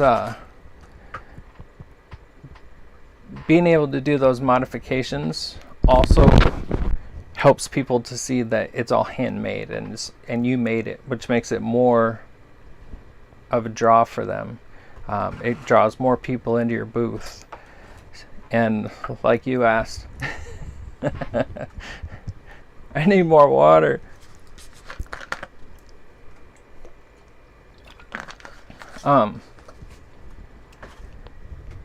So table fees. I started out at about, I think it was $25 a table. So that's a 6-foot space. So just one of your regular Walmart pop-out tables. We had a black tablecloth, and we laid everything out flat. I started making jewelry in August, July, August, September, October. It may have been September. I had my first show in March. It was just kind of craziness. But it was $20. It was at a local kindergarten, and it was their spring craft show. But I was looking for it, anything, and I had a whole bunch of stuff. So I'm like, all right, I'll just take everything I got. It was all laid out on the table. I think I made a couple $100 at that one show, and I was like, okay. And everyone telling you that your stuff is amazing, you do great work. It fills your head. I'm not the kind of person to get a big head, but confidence is a good thing. And being confident in your work and your own abilities is a good thing. And whenever people justify that for you, it's a big deal. So I had even more excitement going into other shows. Now this is where it gets costly. So where you're going to make more money on average, you're going to make more money at a show, at an art show, or at a juried show. The juried shows were scary because normally it's like a $25 jury fee. So you send them your application and some pictures of your work, and sometimes the pictures of your booth, how you have things set up, and a jury of your peers, whoever's back there looking at the pictures. If they want your stuff there, they'll say okay, and you're juried in. Or you pay the $20 for the jury fee and they whitelist you or tell you sorry, you don't get that money back. But if you got into that show, the potential of you making hundreds of dollars is pretty good, and a few times you can make a couple grand in a weekend.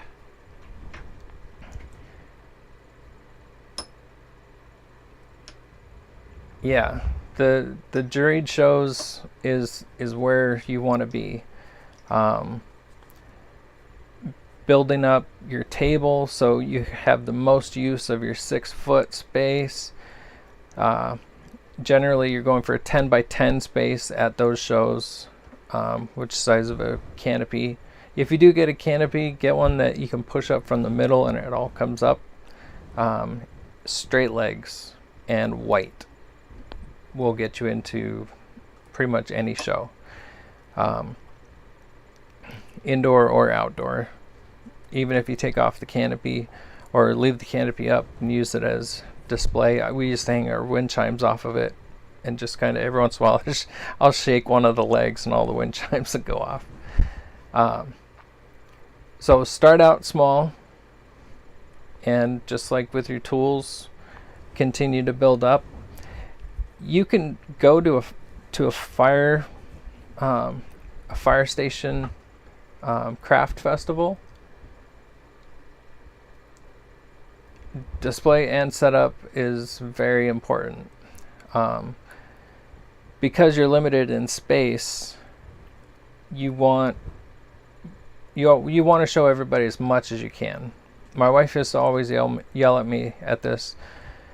I would display almost everything I have, or a version of everything I have. So if I have a tray that has 20 pieces, 20 slots in it, I'll have 20 dogs and cats in there, 10 of each, and I'll have some in backstock.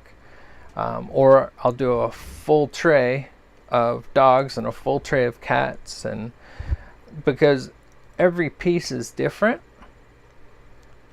I wanted to show everybody what each piece looked like.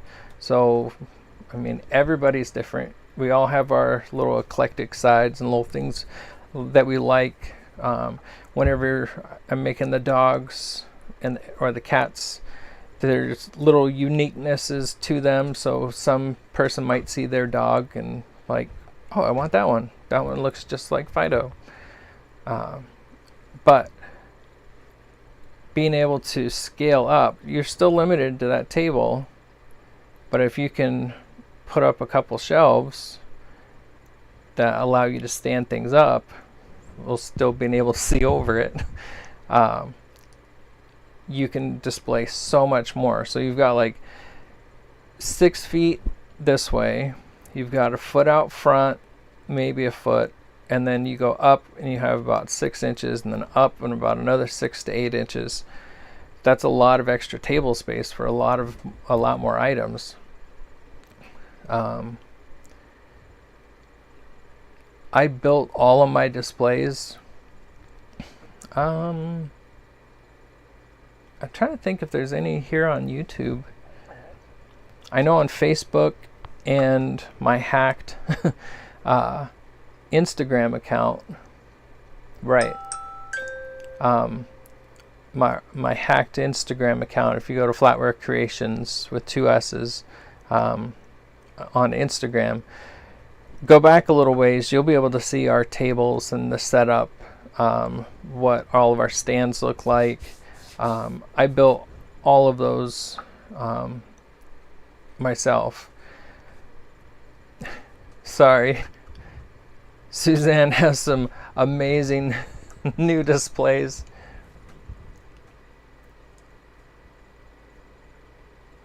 Oh yes, all the time. I beat you to that one.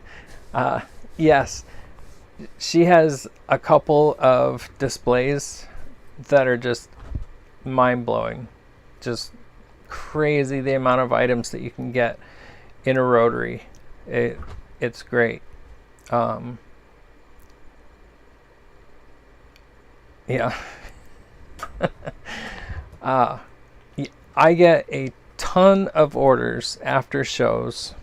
Maybe not right away, but everyone, oh yeah, it got hacked. And I have the password, but the people at Instagram or Meta or whatever they are can't figure out that silverware jewelry looks like silverware jewelry. And if I'm holding up a picture of my face and a piece of silverware that is on the page as proof that it's mine, and they still can't figure out that it's mine, so I'm locked out of it. So I'm going to end up having to create another page. But anyways,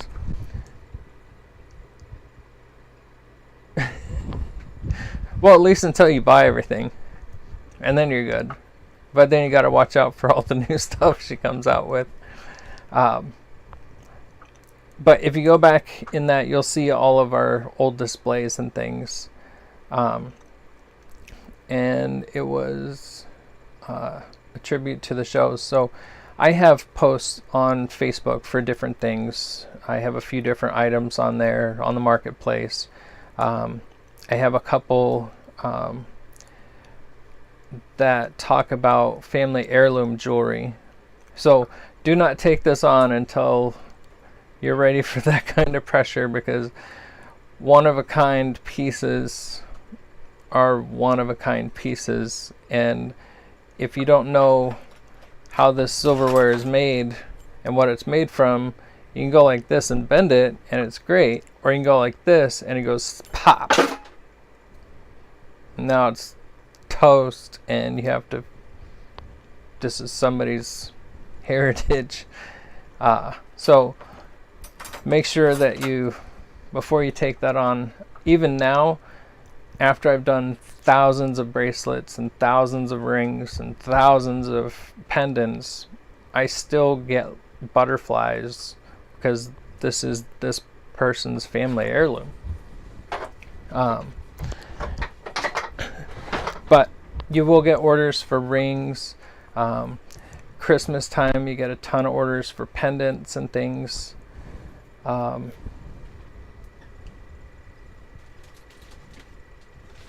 we go. Took that there. Let's change that. Different kind of necklaces too. I started out with this kind. It's just kind of a lace.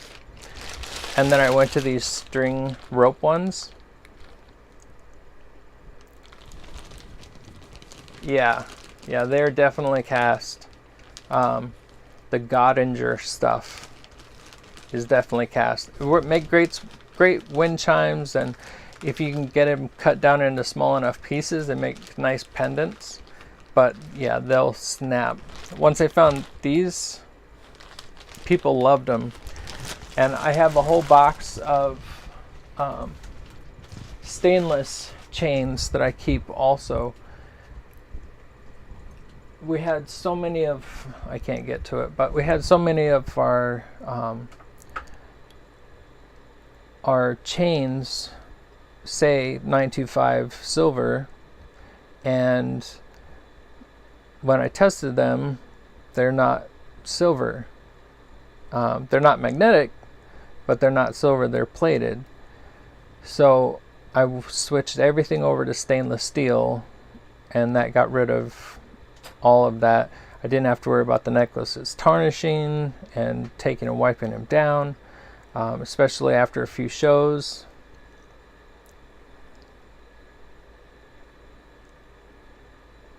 Yeah, New York, let's see. Yeah, it's 11:24 here. Yeah, it's late.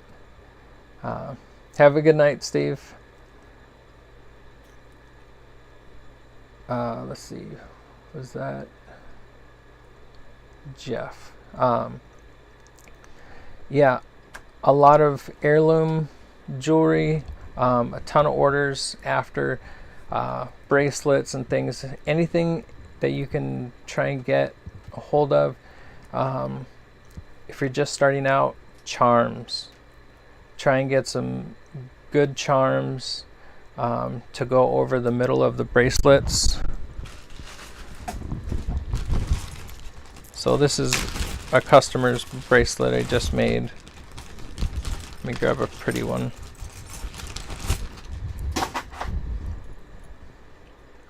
So I just made this, and how did that spin around? So it doesn't make sense that I did it the other way, because it's always going to twist.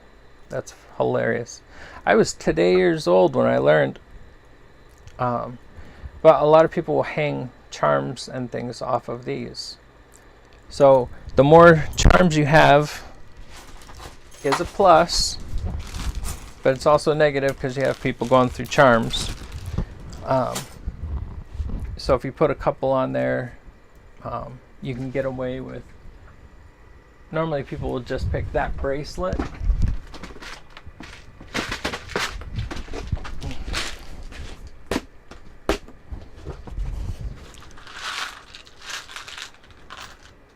I don't know how far I can tip it. Charms, charms, charms. I try and get stuff in bulk. So like for my cats, I was putting little tiny, yeah, exactly. They name themselves 925. Yeah, it's frustrating. I have these little tiny mice that I was putting on the cat's tails. Those kind of quirky things like that. A lot of times, if it can catch someone's attention and make the sale for you.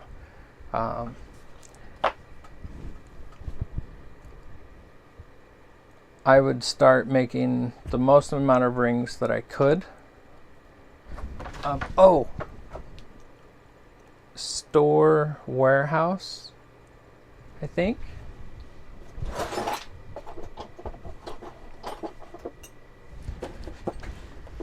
Has these ring trays like this.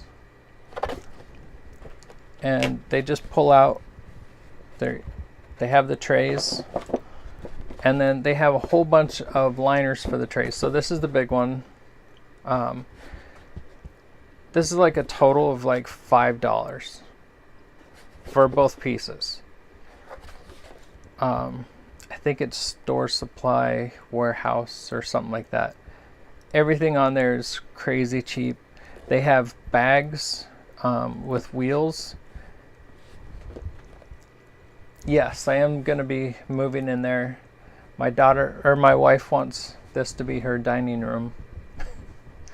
So I get to remodel it again. Yay!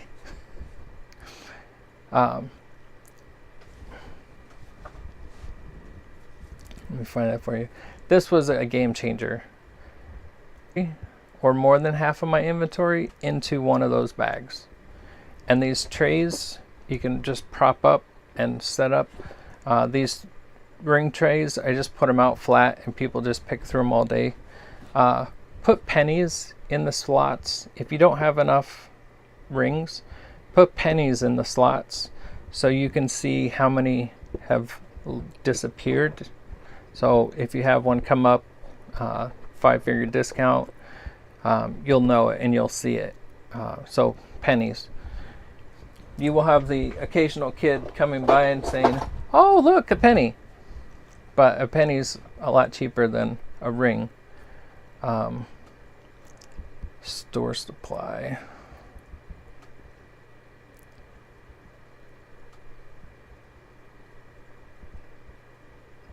Oh, there it was. Store Supply Warehouse. Yep, that's it. So it's storesupply.com.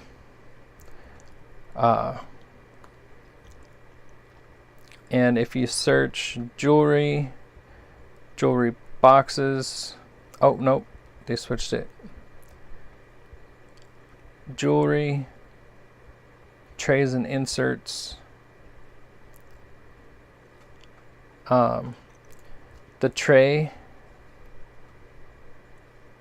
is $2.60. Well, that's for the flat liner. That box, that plastic, well, that one in plastic is $2.24. They have them in white. The bags to carry them in, this one's $13, well, $14. They have bracelet displays. So storesupply.com, put in one big order because they charge you for shipping, and if you get it all at once, it just saves you time. I carry one of those bags full, houses all of my rings, my elephants, my cats, my dogs, all my squid. It's like 1, 2, 3, 4, 5, 6, 7, 8, 9, 10, 11 of those boxes, and then another flat mannequin, just one of the boards that goes up for the necklace displays. You can slide one of those in there. That's nice for the shows because you pack everything up, and if it's a 2-day show, 90% of your inventory is in that one bag, which is great. Where was I again? Yeah, the sales, yeah, just if you make it, they will buy it. It just depends on how long until they do. Speaking of that, I found this guy the other day. One of my all-time favorite pieces.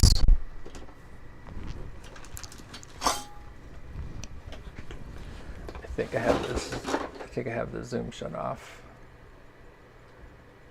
Or not zoom, but autofocus. Yeah.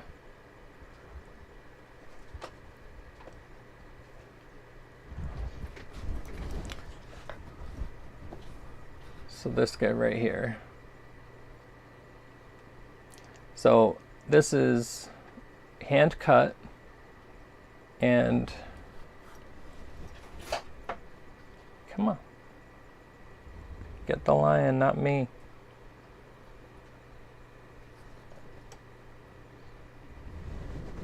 There we go. So it's Simba and Mufasa. Cut out, hand cut out, and then I soldered a brass back plate to it to really make it pop out. And I did the same thing with a mermaid. Now I made this piece. It should be dated. I got the Punch logo on it, but I don't see a date. These are probably 3 years old now. Maybe a little longer. This guy I made, it was one of my first pieces in sterling. It's moonstone and Larimar.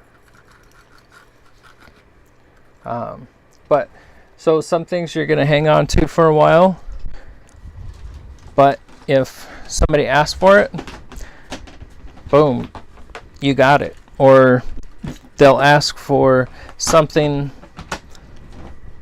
from their own silverware, and you just gotta, just having it really helps. Takes a lot of pressure off for later on. Like, I'm filling orders right now. Tomorrow I have 6 whale tails to do. I'll have them done tomorrow and shipped Saturday. They were ordered Monday. This order with all of these guys, I don't have quite the deadline on, but I have the whole order done besides these. So just, I get a lot of orders now that are after shows, or just from Marketplace, or even from other silverware jewelers. They need help making some stuff, and I'm more than happy to help.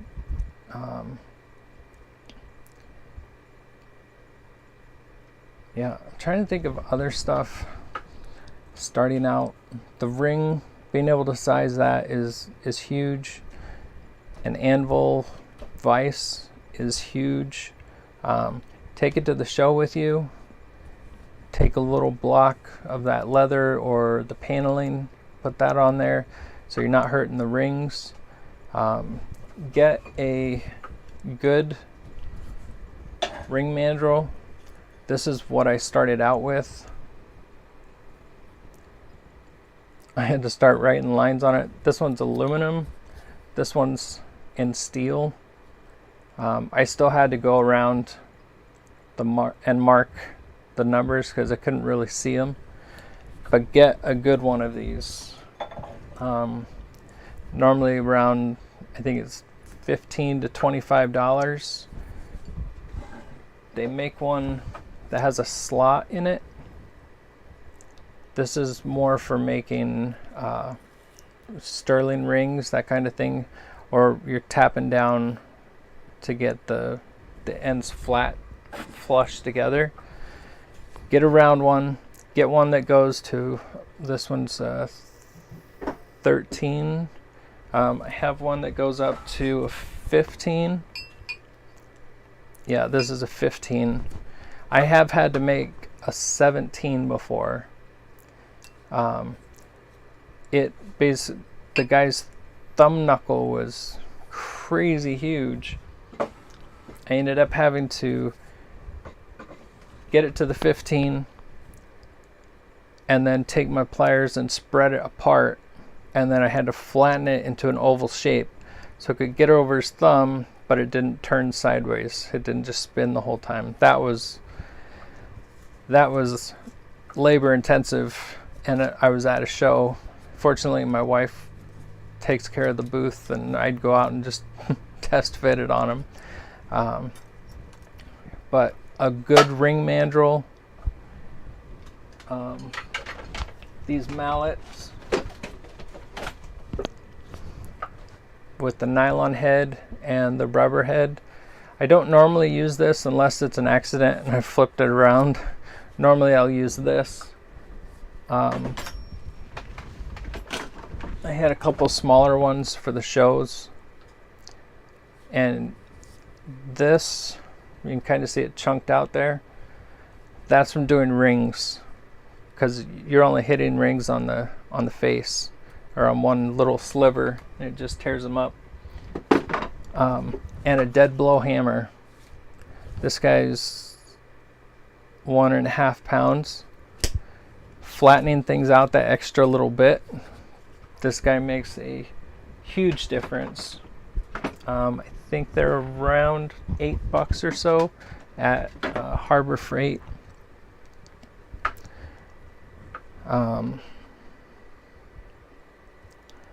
If I was just starting out and I was going to a craft show for the first time, I would bring a 6-foot table that folds up. So it's a 3-foot trailer, or a 3-foot table in your car. Bring a chair, just a little fold up chair. Sometimes they'll have them, sometimes they won't, but bring a chair. Tablecloth that can go all the way to the floor. Bring your vise. Bring some basic tools. I had a little tote like this, just this little sterile tight thing, packed with my tools. Everything fit in here that I could possibly need and more. And those totes, by the way, are game changers too, because they stack. They do make better ones. I think those were like $3 whenever I got them.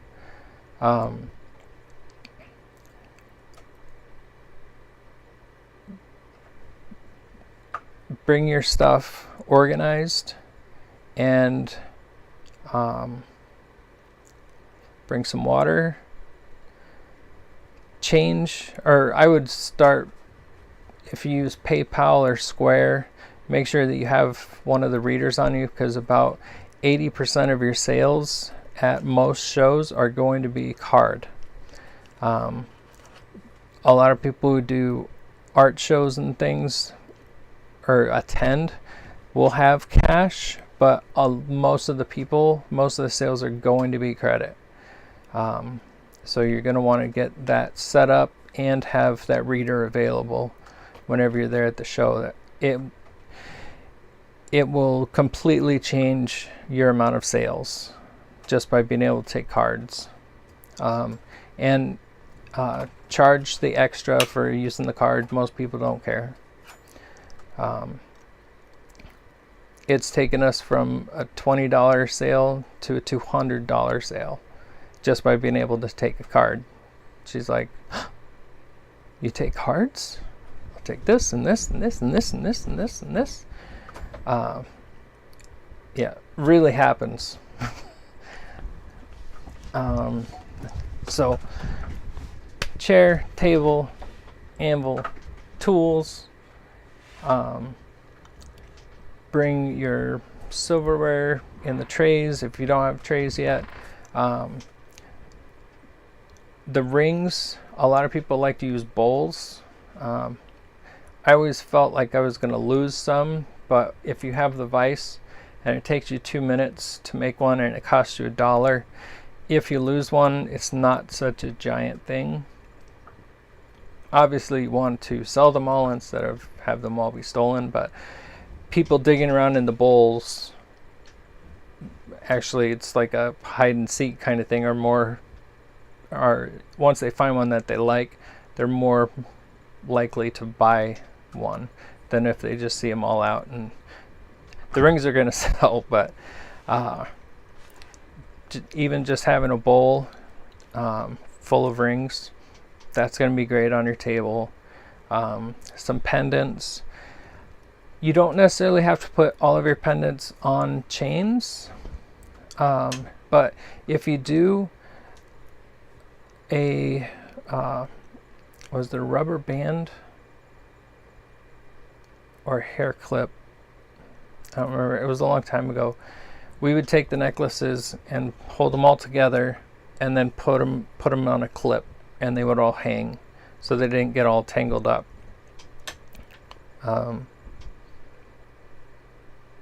It might have even been a paper clip. I don't remember. That was 8 years ago.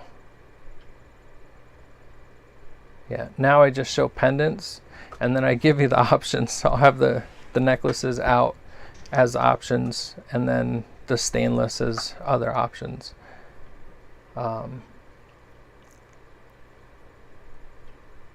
see. I'm trying to picture all of this. Bring your cash bag. $100 in 20s, because somebody's always going to pay with $100. It almost always someone will do it. And if that's your first or second customer, there goes all your change. But a couple of 10s, a bunch of 5s, and if you keep everything on the 5s, like 5, 10, 15, 20, 25, you don't have to worry about 1s. It wasn't until we went to our plant markers that were $1.50 or $2, I think, or 3 for $5 or something. I don't remember. My wife did all that.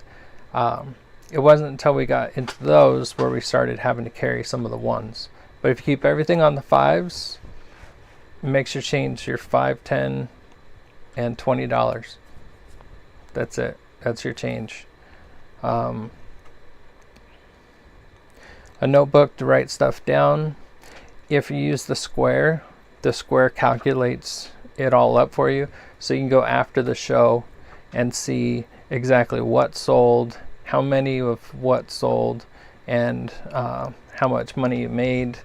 And it also keeps inventory for you too if you set it up like that, which is really nice. And I think PayPal does that also. I'm not pushing Square or PayPal. I'm just saying I use the Square because that's what we started with. Let's see. So now you have money. You're able to take money, give change. You have your product out on your table. You're able to sit down, try and stand as much as you can, and talk to everyone. So there's kind of a distance between there's like, how far do I yell? How far do I start talking to someone? A lot of times you'll have people on the other side of the aisle from you. So if the person's like in the middle, I'll get them, especially if they look. But if they don't look, I'll normally say everything's made from forks, spoons, and knives. Even our dogs and cats, or it's all made from forks, spoons, and knives. It's all handmade from heirlooms, something like that. But talk to those people walking by. Don't let them just pass you and just kind of glance at a bunch of silver stuff on a table. Tell them that you're there. Hi, how are you today? Just something. Just make sure that they notice you. It's giant. Those couple of people that you get that wouldn't have stopped could be your biggest sales of the day. So smile, be friendly, but talk to those people. Just say something. And you want to make sure that you're not poaching your neighbor's sales by somebody still standing here looking at their items, at your neighbor's items, and you start talking to the person. It's kind of a rude thing to do. You don't want to be a poacher. They're walking right past you, so you'll get them in a second. It's more of an etiquette thing. And be excited about your work, because you love doing what you're doing. You love the creation project or product progression. People see that and they notice that and they get excited. So be excited about your work, because you're doing a good job. You're putting it out there. Be proud of it. And that excitement carries on. And sometimes just that, I did one show this year. It was just a little one-day show. The weather wasn't the greatest, but I talked to somebody that ended up being a $400+ sale a month or so later. Through Facebook, they said there was somebody at such and such show that made silverware jewelry. I can't find their information. I lost their card. Does anybody know who it is? And there were, around here, a lot of people know who we are. But that person I talked to for a few minutes, and something popped up down the road, and she went, "Oh, there's this guy. Oh, there was that work. I've seen this before. I think Jeremy could do something with this." Be memorable. Just be excited about your work.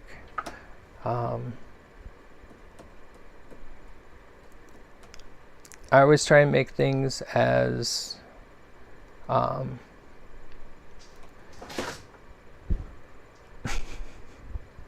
cats are playing. So I'm going to stop this at midnight, which is 11 minutes. I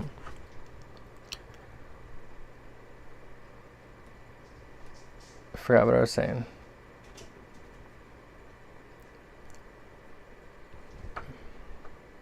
Yeah, be excited about your work. If you have all of those things, bring your water, bring your snacks. Try and stand up if you can.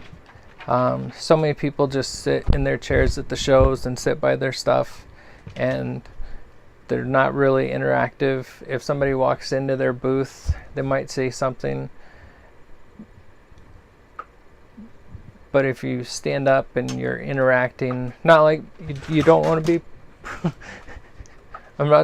you don't want to be pushy, but just polite. Hi, how are you? Do you have any questions? And once they start talking, yeah, the memorable part. Once you start talking, that's where your personality comes out, and that's what makes you memorable to them. You being excited about this product, and they'll think back to either the product or to you. And that's what you want to be. That's what you want to do.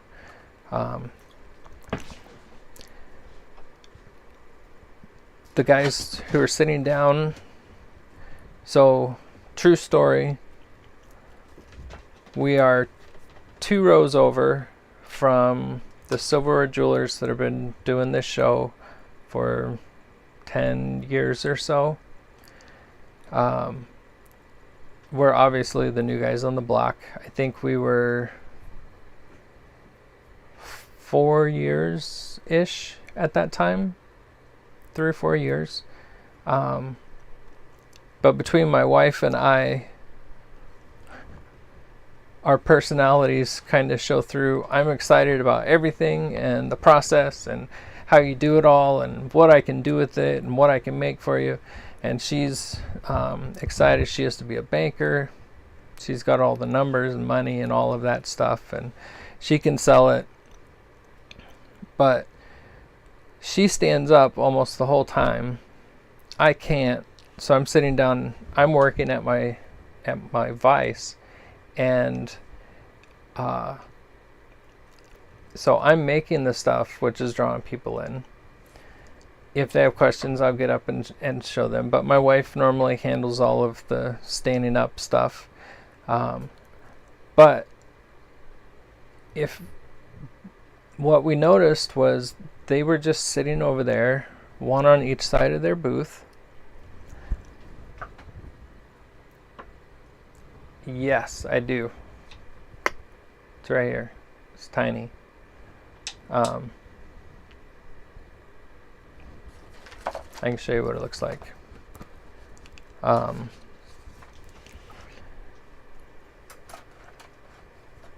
They sat by their booth the whole time, and we had multiple people come over and saying they were kind of grouchy or just rude or mean, or just their demeanor or something. We had so many comments that were not good for them, just because they were sitting down the whole time, and just I don't know what they were doing over there.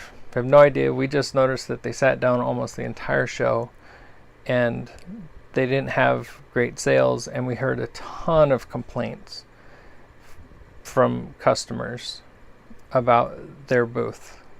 And not necessarily their booth, but just about them. So be excited about your work and friendly. So, do you have some sort of touch mark? This was the progression on how we got our logo. You can see this one up here circled.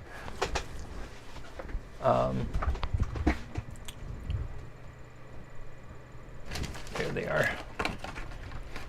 So our touch mark is this right here. So the FCSS, Flatware Creation, two S's.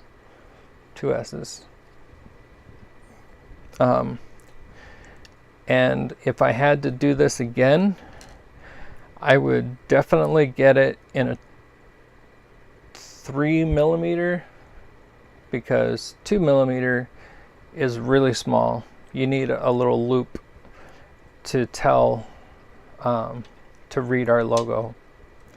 I wanted it for rings, which is why it has that curve in it, because I wanted to do rings, but I do the touch marks before I make the ring, or yeah, I always do it before, just so I can work out if there's a piece on the back that it crimps up or something. But my pendants, all of that stuff, they all get the touch marks. Anything that I'm making of our signature pieces or stuff I actually create the whole thing of, I put my logo on, or not logo, but touch mark. And it can't, the wording has to be right.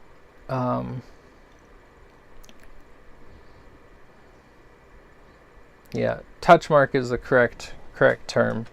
Otherwise you have to get it licensed and all of that stuff to change it into a logo or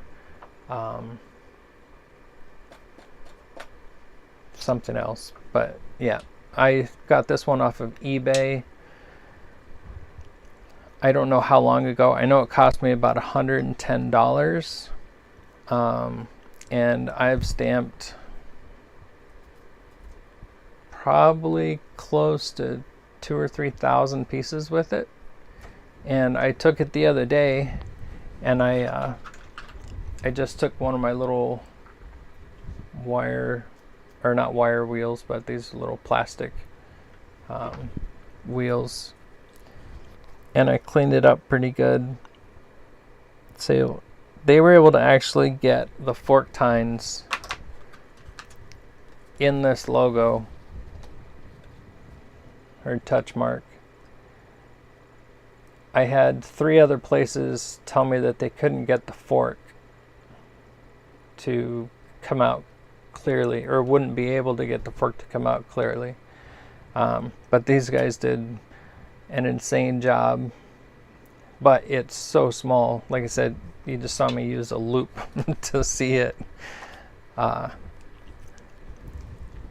If you are using a touch mark like this, one of the things I've found is if you tap on it lightly instead of one big smash, just tap on it and then kind of tilt it forward, tap on it to the side, tap on it to the other side, tap on it. So you get a nice clean look all the way around it. And you don't have to worry about misstriking or double striking. It's just one place, just make a little rotation around it. Has gotten me so many more clear impressions than just one big hammer smash. Let's see, we are at 11:58. I should probably say goodnight. Thank you so much for all of your questions. Thanks for hanging out for so long with me, Jeff. It's always nice when I get to talk to somebody. I'll do a whole video, have one or two highs. So we have lives coming up. Most of what I'm doing now is lives because with my wife being sick, I don't really have the time to do all of the editing and things to make the other videos, but I have my new tools that I worked into the lives. So our intro and that kind of stuff. And if you look me up on Facebook, Jeremy Elsed, or look up Flatware Creations, you'll see me. Message me anytime you want if you have some questions or anything really. I'm always here. I always try and help everybody. So on that note, good night. This